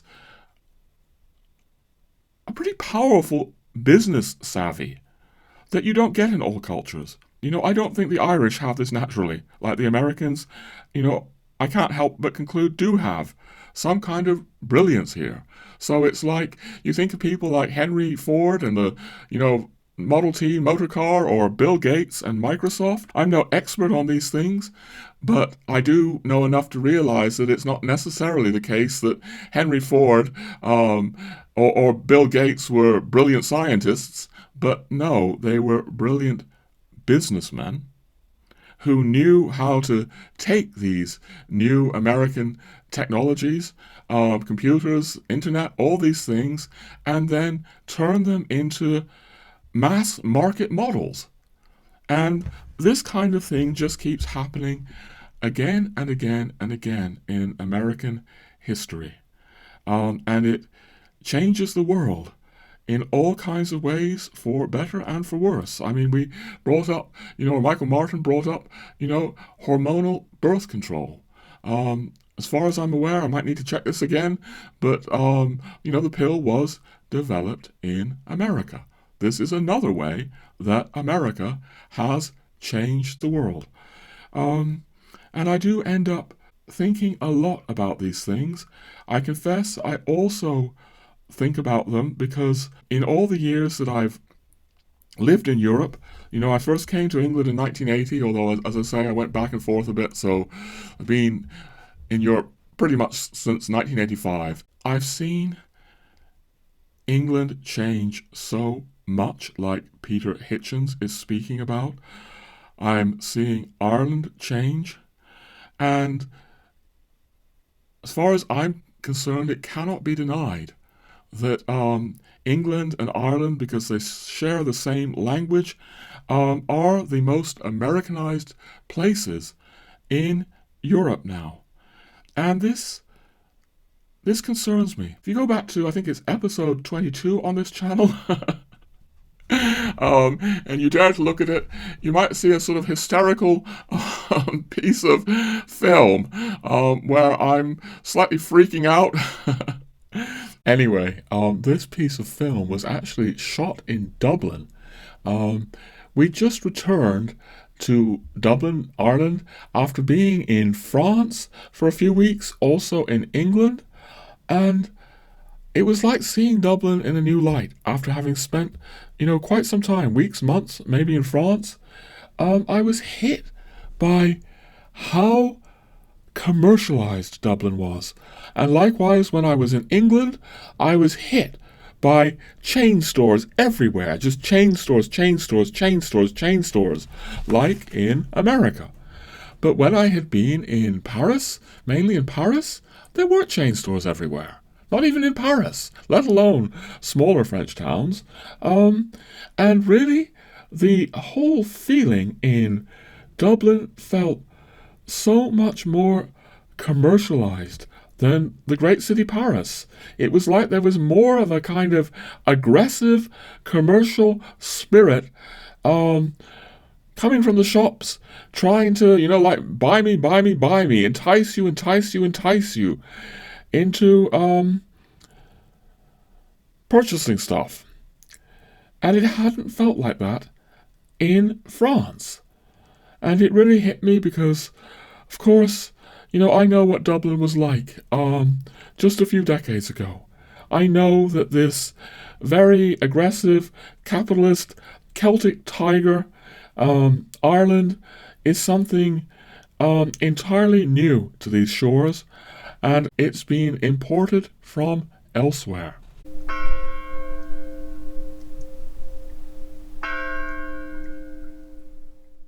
And kind of just, letting things hang out here, speaking very spontaneously, more than I normally do. This actually, in a way, brings us back to Tomberg. Why does it bring us back to Tomberg? Because Tomberg was really moving towards the need for political control to protect culture and to protect Christian culture. And I realized that from my experience of living in England and Ireland and Europe all these years, that I encountered a world where culture was protected, at least to an extent. So the fact that, the British people could not imagine what you had in America. They sort of said, no. This is back in the 50s, when television came along. We can't sort of open everything up to laissez-faire capitalism. So the British, by law, permitted one television station, BBC One. And then, 10 years later in the 60s, they added BBC Two.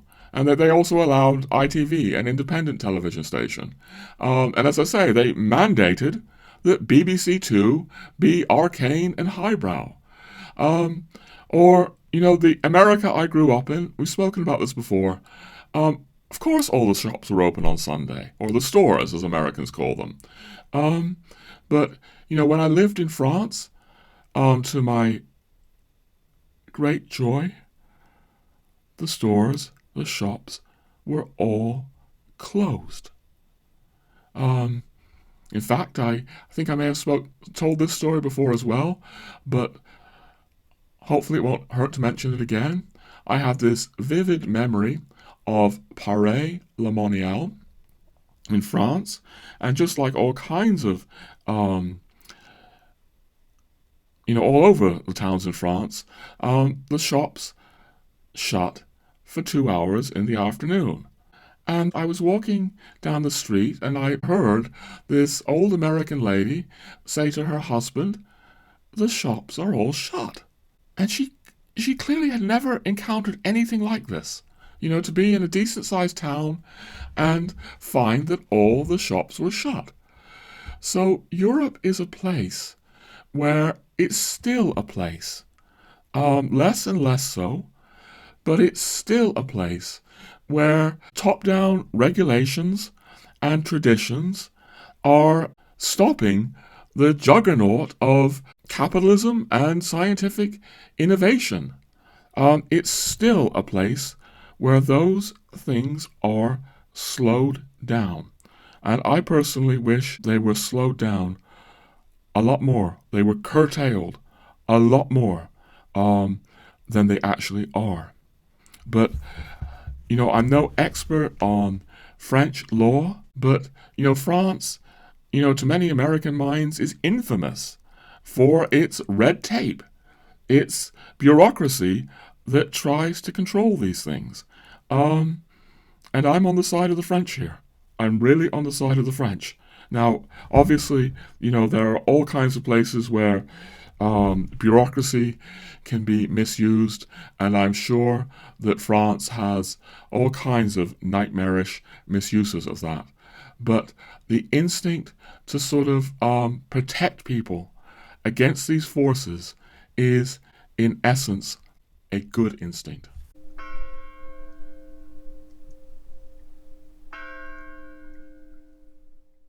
As I say, I still mean to come to Tomberg in terms of this theme of law protecting culture, Christian culture. But before I do that, just a little bit more personal stuff.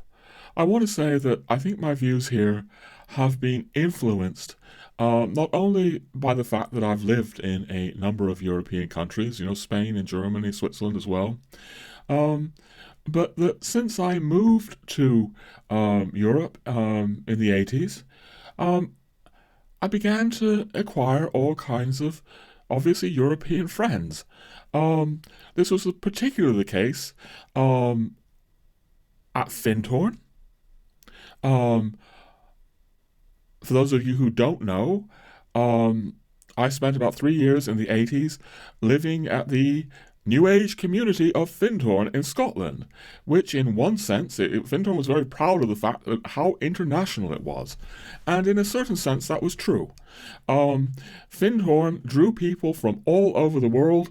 It claimed, well, in reality, it drew people from all over the formerly Protestant world. So you had Americans there, you had Australians there, you had Canadians there, and you had people from Northern European cultures. You had plenty of English, plenty of Scots, plenty of Dutch, plenty of Germans. But there was a certain set of people there that were conspicuously absent. And they were the French, the Italians, the Spanish. They, strangely enough, the people from Catholic Europe, culturally Catholic Europe, were not drawn to the New Age and Findhorn. And we're not going down that road right now, but that has been the source of many years of reflection for me in terms of the New Age being born in Protestant and secular culture, I mean above all England and America, and actually holding less appeal in Catholic countries, but we're all over the place now. My real point is that this kind of life put me in touch with a lot of German people, or people of German background, Swiss. I later went to live in Germany and Switzerland.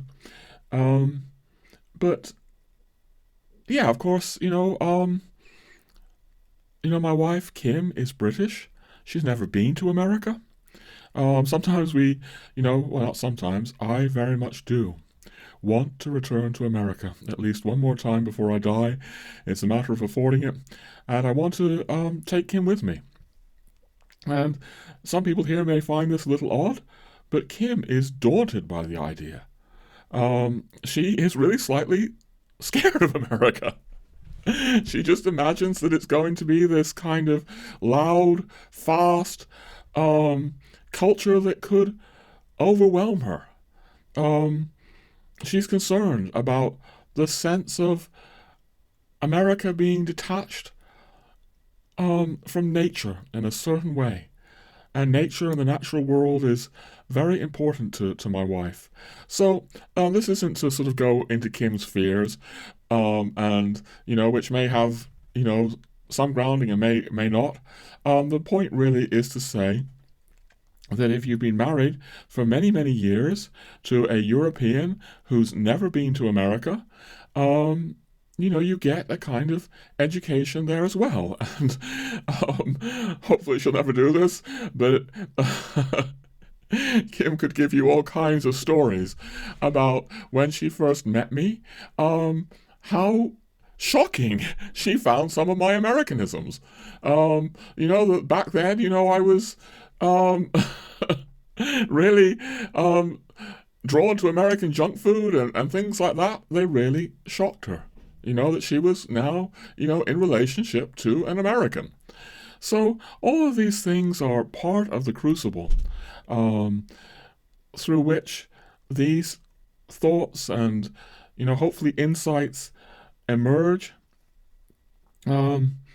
Meeting European people, I also have a dear, who's like a brother to me really, in Holland, Netherlands. We discuss these things. We talk about the Americanization of Europe from his perspective. He tells me that they now have, multiple choice tests in the Netherlands as well. So, he's my age. Be actually lovely to have him on this program at some point. But we speak about the Americanization of Europe that we've been observing all these decades. So these are things that live in my soul, and I'm bringing them forward. I've been with them a lot this Christmas. But yeah, I want to get to Tomberg at least a little bit. The episode is now getting very long. Where does Tomberg come into this? All right. Tomberg, when he begins his legal works, and they're really legal and political works, I would say, from 1944 onwards, after he turns his back on anthroposophy and what I've described as this kind of bottom-up approach to cultural transformation that Steiner had in mind, Tomberg embraces the Catholic Church. He embraces the idea of Christendom. We spoke about the Holy Alliance, how Tomberg saw the Holy Alliance in the 19th century as an attempted way for Europe to find its way, in a sense, back to the world of medieval Christendom. Now, I don't think Tomberg is purely and simply about going backwards to medieval Christendom. It's far more nuanced than that. But nonetheless, he praised the Holy Alliance as being on the right track, trying to recapture the protection of Christian culture again in the 19th century in the way that the Holy Roman Empire had done in the Middle Ages. This is very much at the core of what he's saying in these legal works. As we said, it's abhorrent to Rudolf Steiner and the Anthroposophists. Rudolf Steiner, again, saw the Holy Alliance of the 19th century as really a force for evil. But for Tomberg, it's like evil actually destroyed the Holy Alliance. But without getting too technically into those historical details now, what I'd like to do is read you a passage from Tomberg's third legal thesis. It's never been published in English, where, as far as I know, I'm the first person to bring this forward into the world in English. We're waiting for Angelico Press, I hope, to publish it. It's far more extensive than the first two legal works that we have from Angelico Press. And Tomberg is really developing the idea of the emperor. So just as he develops the idea of the emperor in the fourth letter of Meditations on the Tarot, Tomberg is going into more depth about the emperor. And it's all to do with this notion of protection of Christian values. Look, before we dive into this, I just want to bring up one more thing from everything we've been considering about Europe.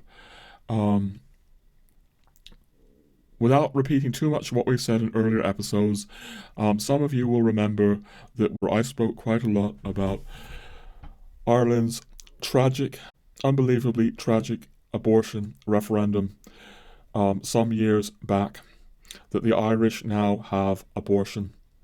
Obviously, when it comes to abortion, we're dealing with things far more serious than, the shops, whether they're open or shut on Sundays, although I happen to think that that alone made an enormous difference in European culture. You know, our British culture. I remember when the stores opened on Sunday. I was a New Ager, wasn't a Christian, but I felt something terrible had happened. But anyway, obviously, abortion is something very, very, very serious, although arguably it grows out of a utilitarian culture that of the nature that we've been discussing. You know, a modern globalist culture that wants everything on demand, fast, fast, fast.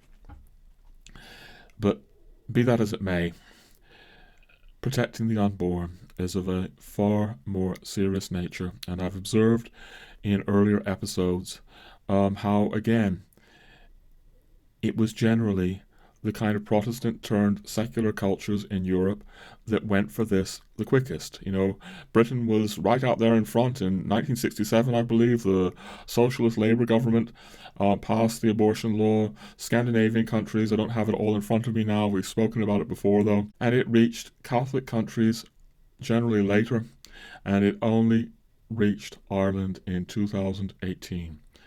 Before that, Ireland protected the unborn. And, you know, Ireland had other forms of protection. You know, I've mentioned before on this channel that Playboy magazine was banned in Ireland right up to 1995. This will, again, I suspect, blow certain Americans' minds. It blew my mind when I first heard it, because I sort of assumed that everywhere was like America. You know, Playboy was pioneered, so to speak, in inverted commas in the early 1950s by Hugh Hefner, but Ireland once had Catholic protection against these things. Ireland protected against the unborn. Ireland protected against pornography. Obviously, no longer. But basically what I'm going to go into now from Tomberg, with reading you a short section that has never been, as far as I know, presented in public before in English, relates to all of this. So Tomberg, in his legal works, has been speaking about the need for not just natural law, but divine law. And he's speaking about, you know, institutions needed to represent divine law and to protect Christianity. Yeah, I'm going to read you a few paragraphs from Tomberg, never before in English, the third and final legal work, and probably not necessary to say too much, except that Tomberg was writing this in the 1950s. It's the time of the Cold War. He's just emerged out of the horror of Nazi Germany, where he lived. He's in England now when he's writing this, but he's also very, very gravely concerned about the Soviets, Soviet Russia. That's the kind of background to the piece that we're going to read now. And, you know, he's seeing how Christianity can be destroyed and needs protection. And he's suggesting that medieval Europe found a way to protect Christianity that is still important for us to think about. And he's speaking about how empires evolved over time. He actually praises the Roman Empire because it served to create equity and law in public consciousness, but he suggests that the Holy Roman Empire went further. So here we go. I'm going to read you Tomberg on Christendom, on the Holy Roman Emperor, also on St. Francis of Assisi. Here we go. Here's Tomberg. Through the influence of Christianity, the Roman concept of the world empire as world law metamorphosed into the idea of the Holy Roman Empire, which was now not only to be the bearer of the world legal order, but also the guardian of the world salvation order, i.e., the Christian Church. If the Roman Empire was to serve justice, then the task of the Holy Roman Empire of Charlemagne was to place the legal order of justice at the service of the salvation of souls. Again, this is unthinkable in Anthroposophy. Continuing with Tomberg. This meant, however, that the state was not an end in itself, but that it must needs serve a higher purpose. The emperor was thus not merely a ruler, and not merely a judge, but namely a guardian and protector. He was the first knight. He served the lady and the child, as every knight does, protecting the bride of Christ the Church, and guarding the tender, earthly, helpless beginnings of the growing Christian heart. I feel like rereading that. He's suggesting the function of the Emperor of Christendom in the Middle Ages was to guard the tender, earthly, helpless beginnings of the growing Christian heart. Okay, continuing. Saint Francis of Assisi, as tradition tells us, was able to make birds and fish understand him and to appease the wolf. But could he have gone his own way? Could he have done the work of founding his order? Indeed, could the world ever have learned anything about him if, for example, he lived in our time in a state that was not a servant but insisted on absolute submission? So, just to be clear here, Tomberg is very concerned about terrifying states that demand absolute submission, like the Soviets, like the Nazis, but he is also speaking about the need for political power to protect from these things. We can't unpack all of this here. I'm just going to continue reading. Men in leather jackets and trousers would have appeared at night. So he's speaking about if St. Francis of Assisi might have been in a modern totalitarian state, in a windowless car, and he would have disappeared without a trace. Perhaps somewhere in the shafts of the Ural salt mines, perhaps in the barracks of the lumberjacks of the Siberian taiga, perhaps in a gas chamber of a Hitler's extermination camp. For birds and fish only want their grains and worms.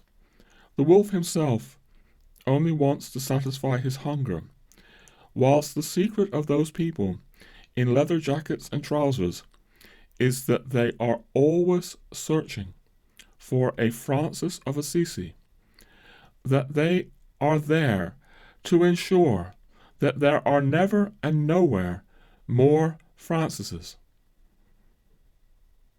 The murder of children continues as long as Herod reigns, i.e., for as long as the unlimited sovereign state and its leaders, he has that in inverted commas, assert themselves in the face of divine law. For as long as the Holy Child is searched for in order to murder it, if not with the sword, then what is even more cruel, with the means of state eradication of the Marxist or ethnic school, the enlightenment of youth organizations, etc. But Francis was able to sing his hymns and found his mendicant order because the Holy Roman Empire not only protected him from Saracens and Normans, but also because it had already ensured over the course of 4 centuries that the higher, that the divine, the miraculous not only had a right to exist, but also to be recognized, even venerated. Thus, St. Francis was not incarcerated in prison or a lunatic asylum, but was able to live in his own way a life of the highest holiness and of the highest poetry before all the world. The Emperor of the Holy Roman Empire protected the child.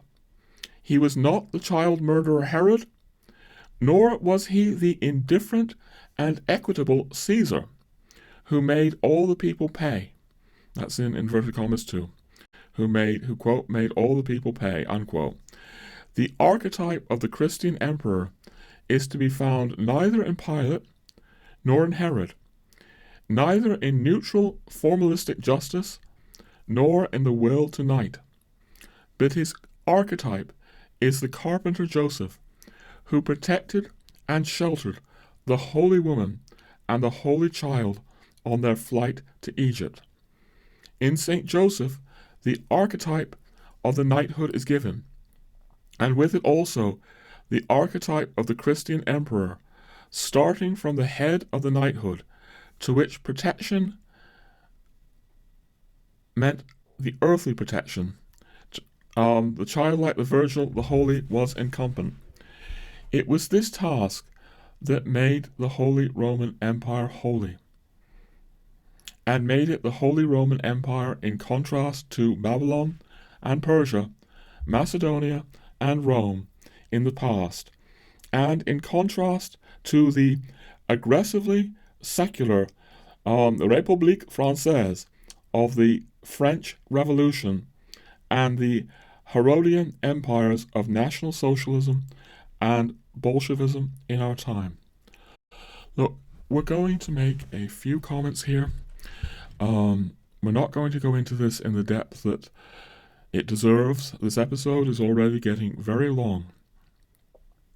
I want to begin by saying that this is not available in English.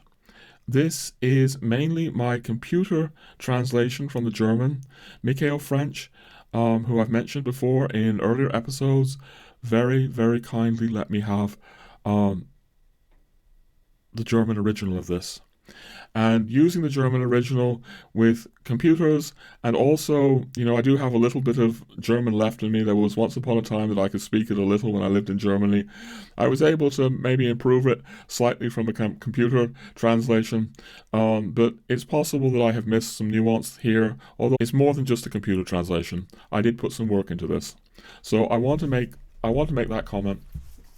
But getting to the substance of this, if people have been listening to this, I could imagine them thinking Tomberg incredibly naive. Does Tomberg really think that this is what the Holy Roman Empire was about? Surely we've been told very differently. I don't think Tomberg was naive. We're ripping this out of context. There are plenty of other places where he indicates that the Holy Roman Empire failed to do its duty. That in our fallen world, there are terrible failures all the time. I think of that line from Meditations on the Tarot, where he's speaking about the Middle Ages as holding up the cross of Christ above the world, along with every imaginable human abuse. Tomberg is not naive. I think the last thing he is naive. But he understands when he writes, it was this task that made the Holy Roman Empire holy, and made it the Holy Roman Empire in contrast to Babylon and Persia, Macedonia and Rome in the past. It's the task he's speaking about. Whether the emperor actually realizes the task is another matter. And obviously, all kinds of monarchs and emperors over the ages have terribly failed in their tasks. But Tomberg is praising the task of the emperor to protect. And that includes cultural protection. So we have the bit here about, in contrast to the aggressively secular Republique Francaise of the French Revolution, the Tomberg from 1944 onwards becomes unceasingly critical of the French Revolution and French secularism, which again is something that Steiner would never occur to Steiner. At least that's how I read Steiner. Steiner is basically very progressive and positive about the essence of the French Revolution. Tomberg takes a very different track after that. In fact, he would see the secular French Revolution as part of a series of stepping stones that eventually led to the Soviet revolutions and National Socialism, the Nazis. So Tomberg is holding up the idea that the child needs to be protected, whether it's the way children in the womb were once protected by Christian tradition and Christian law, in Ireland right up through 2018 or so. We need law to protect us. And he's very much emphasizing the powers of darkness here. I think that, without going too much into this right now, I think that this is part of Tomberg's shift into the church. He saw the church was not naive about the powers of evil.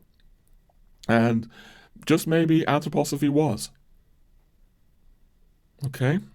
Huge topics. I can't develop them more now, except to say, again, after 1944, the sort of anthroposophical, bottom-up transformation of consciousness was seen by Tomberg to be a failure. What was needed was not only the Catholic Church, but indeed, he's pointing to the structures of Christendom. This is why he celebrates the Holy Alliance in the 19th century as being on the right track back to a culture that would have divine law and natural law again. And this is why he says the Holy Alliance was destroyed by evil, or he at least suggests that very strongly. Whereas for Rudolf Steiner, the Holy Alliance and all kinds of monarchical structures like this are inimical to human progress, and for him, human progress is, I won't say embodied in things like the French Revolution, but the French Revolution are at least ways and forms of trying to express human progress. The Catholic Tomberg severs himself from all of that.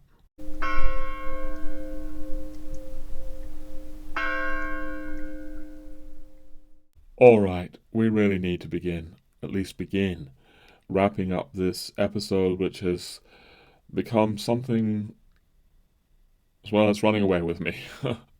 Far more here than I expected to say. That's what happens when you sort of let your hair down and become a bit sloppier and more spontaneous.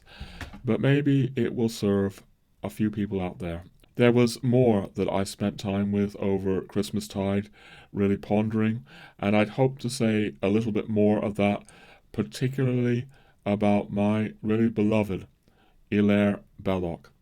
We're not going to do that right now, except just to maybe give a little bit of a footnote for the future.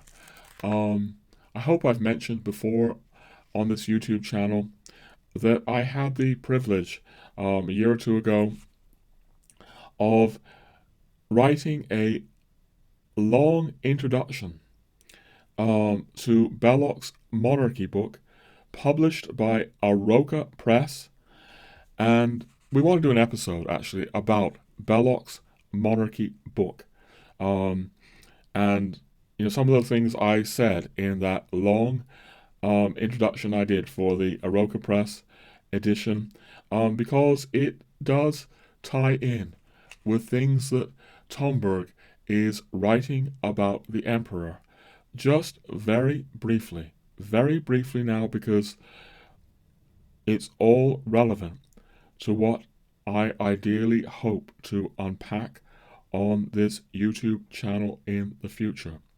Belloc moved from someone who was initially an enthusiast for the French Revolution, the French Revolution, which obviously killed the King of France, King Louis XVI, to a reluctant defender of monarchy. Belloc came to see that monarchy was needed and important, and to say the least, and some of his reasoning has parallels to Tomberg's thinking about cultural protection. This is at the essence of Belloc's monarchy book. My long introduction to Belloc's monarchy book goes into that, and I'm hoping to do an entire episode about this, hopefully before long. But right now, we'll just say that Belloc's monarchy book is again about one of the themes that's key on this channel: a separation between Catholic Europe and Protestant Europe. Because Belloc paints a picture in the monarchy book about how after 1688 in England, the so-called Glorious Revolution in England, England gave free rein to capitalism, to laissez-faire capitalism. This was obviously carried over in her American colonies. Belloc also speaks about the Dutch there. In terms of capitalism, the monarchy book is really about capitalism versus monarchy. Monarchy as the means to stop capitalism and to culturally protect Christianity. That is what Belloc was getting at in this monarchy book, reissued by Aroka Press.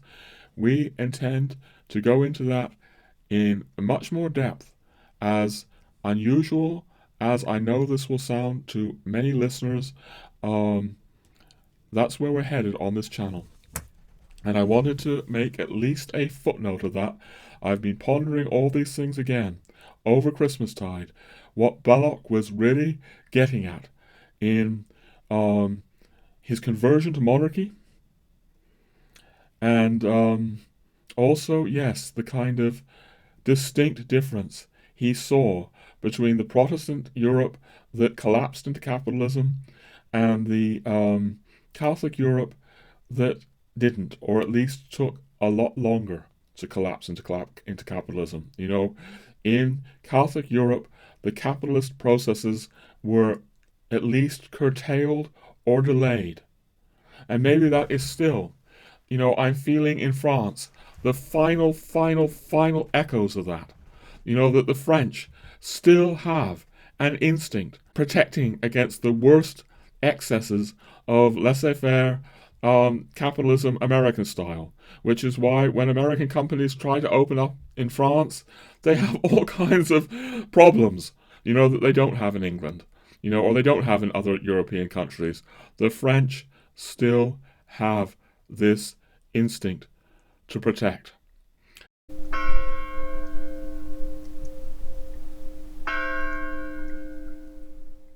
think before I close, I'd also like to acknowledge again the work that Michael Martin is doing in his books, the work that he and Mike Sauter are doing in these videos that I'm just starting to watch on the Regeneration podcast. I will put a link down below for that. I do need to say again, Michael Martin, I think, like I am doing here, is raising, or it's trying to raise, profound questions about where we're headed in this world. You know, what do we do in a world where the powers of technology have really given us the capacity to realize the most totalitarian state we could ever imagine? Michael Martin is suggesting that we have really reached the stage that all these kinds of people, whether it's Rudolf Steiner, you know, 120 years ago, or George Orwell in 1984, or all kinds of people saw, we have reached that stage. And it raises profound and serious questions as to what to do. I've said it before, but I best say it again. My answers are very different on many fronts than Michael Martin's answers or Mike Sauter's answers are on the Regeneration podcast. I am grateful for what Michael Martin's books, above all his books, have raised in me, but we are coming from very different places. I went into this in the episode 39, the big episode on Sophiology and Tomberg and Michael Martin's work, You can refer to that if you'd like, but very, very briefly, I hope it's not unfair to say that Michael Martin has reached a kind of despair in the institution of the Catholic Church that I by no means have reached. I believe, as Tomberg did, that the Church, although we can weep at what's going on in the Vatican today, that the Church will be regenerated. And whatever is going on in the Vatican today, the Vatican is not the whole of the Church. The Church, this institution of the Catholic Church, is what makes the miracle of the sacraments available all across the world. I've said it before in earlier episodes, but we have something like 400,000 Catholic priests on this planet. The majority of them, they're meant to be celebrating the Mass every day. Not all of them are. But I think we can be reasonably confident that just in Catholic churches alone, without even mentioning the Eastern Orthodox churches, just in the Catholic Church alone, the sacraments, his body and his blood, are becoming present 200,000 times a day on the Catholic altars across the world. This miracle means more than anything than is presently going on in the Vatican. Where Michael Martin is, I'm not rehashing all of this now, is a place that's very awake to the evil in high places in the Catholic Church. And I pray that I'm awake to that as well. But being awake to the evil in high places in the Catholic Church does not mean for me denying the miracle of the Church. The Catholic Church is the greatest miracle of my life. I've said this so many times before, on this whole journey from Findhorn to Anthroposophy to Jungian psychotherapy, nothing has helped me more than the Catholic sacraments. And Michael Martin and I are now taking a very different approach to that question. The whole set of issues here, we're not going to go more into that. But I say it because in really speaking about how much I've received from Michael Martin's books, and indeed, speaking about the Regeneration podcast, linking to the Regeneration podcast, I do want to issue a kind of caveat. I know that if some of my listeners should go over to that podcast, they will find things that are not only very, very different from what I'm saying over here, but in certain cases they really could find things that will upset and offend them. Yeah, this has to be said. I'm in the paradoxical position, and that's all right, because life is filled with paradox. If you're not caught in a kind of binary, true, false, mode of reality, it's not reality. If you're not caught in those kinds of falsehoods, you know that life is filled with paradox. The paradox that I have with Michael Martin is that I feel in such profound resonance with him on issues that are crucially important, I believe, for our time, but I'm also in profound dissonance with him on other issues, which can be painful. It can be painful in someone that you like and you respect and is a friend. But there it is. So I wanted to say that. And really, I think, ladies and gentlemen, I will just leave you now with the questions that I've opened up. I plan to continue exploring them over this year and the years to come on this channel. There's not a lot more to say. I will do the usual thing of saying that we are now seeking support through the Buy Me a Coffee program. And if you like what you've been hearing here, and you're in a position, in our very stretched times to buy us a coffee, well, we would be grateful. I'll also mention again that we have a website that has recently been massively relaunched and revamped.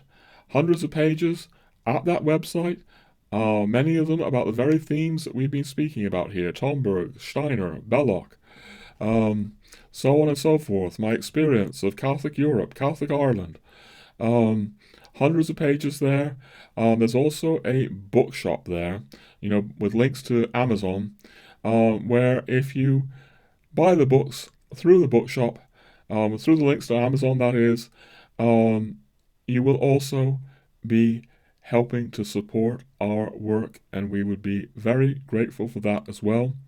As I've said before, the bookshop consists only in about 300 or 400 titles of books that Kim, my wife, and I have really appreciated and deeply recommend. So, if you want to actually understand some of the sources of my thinking, you can actually go to the bookshop and you will find books there. The obvious ones are, Tomberg and Belloc and these things that I've been speaking of, but there's many more things there. Some of them to do with Europe and America. The sources of my thought are actually in that bookshop, and if you buy from the bookshop, that's another way to support us. But, alright, I'll just close now. This has been an experimental episode. I hope I won't regret it too much. Sloppier than usual, but maybe raising some meaningful questions. That's all I'm going to say now, ladies and gentlemen, except, of course, thank you for listening, and God bless you.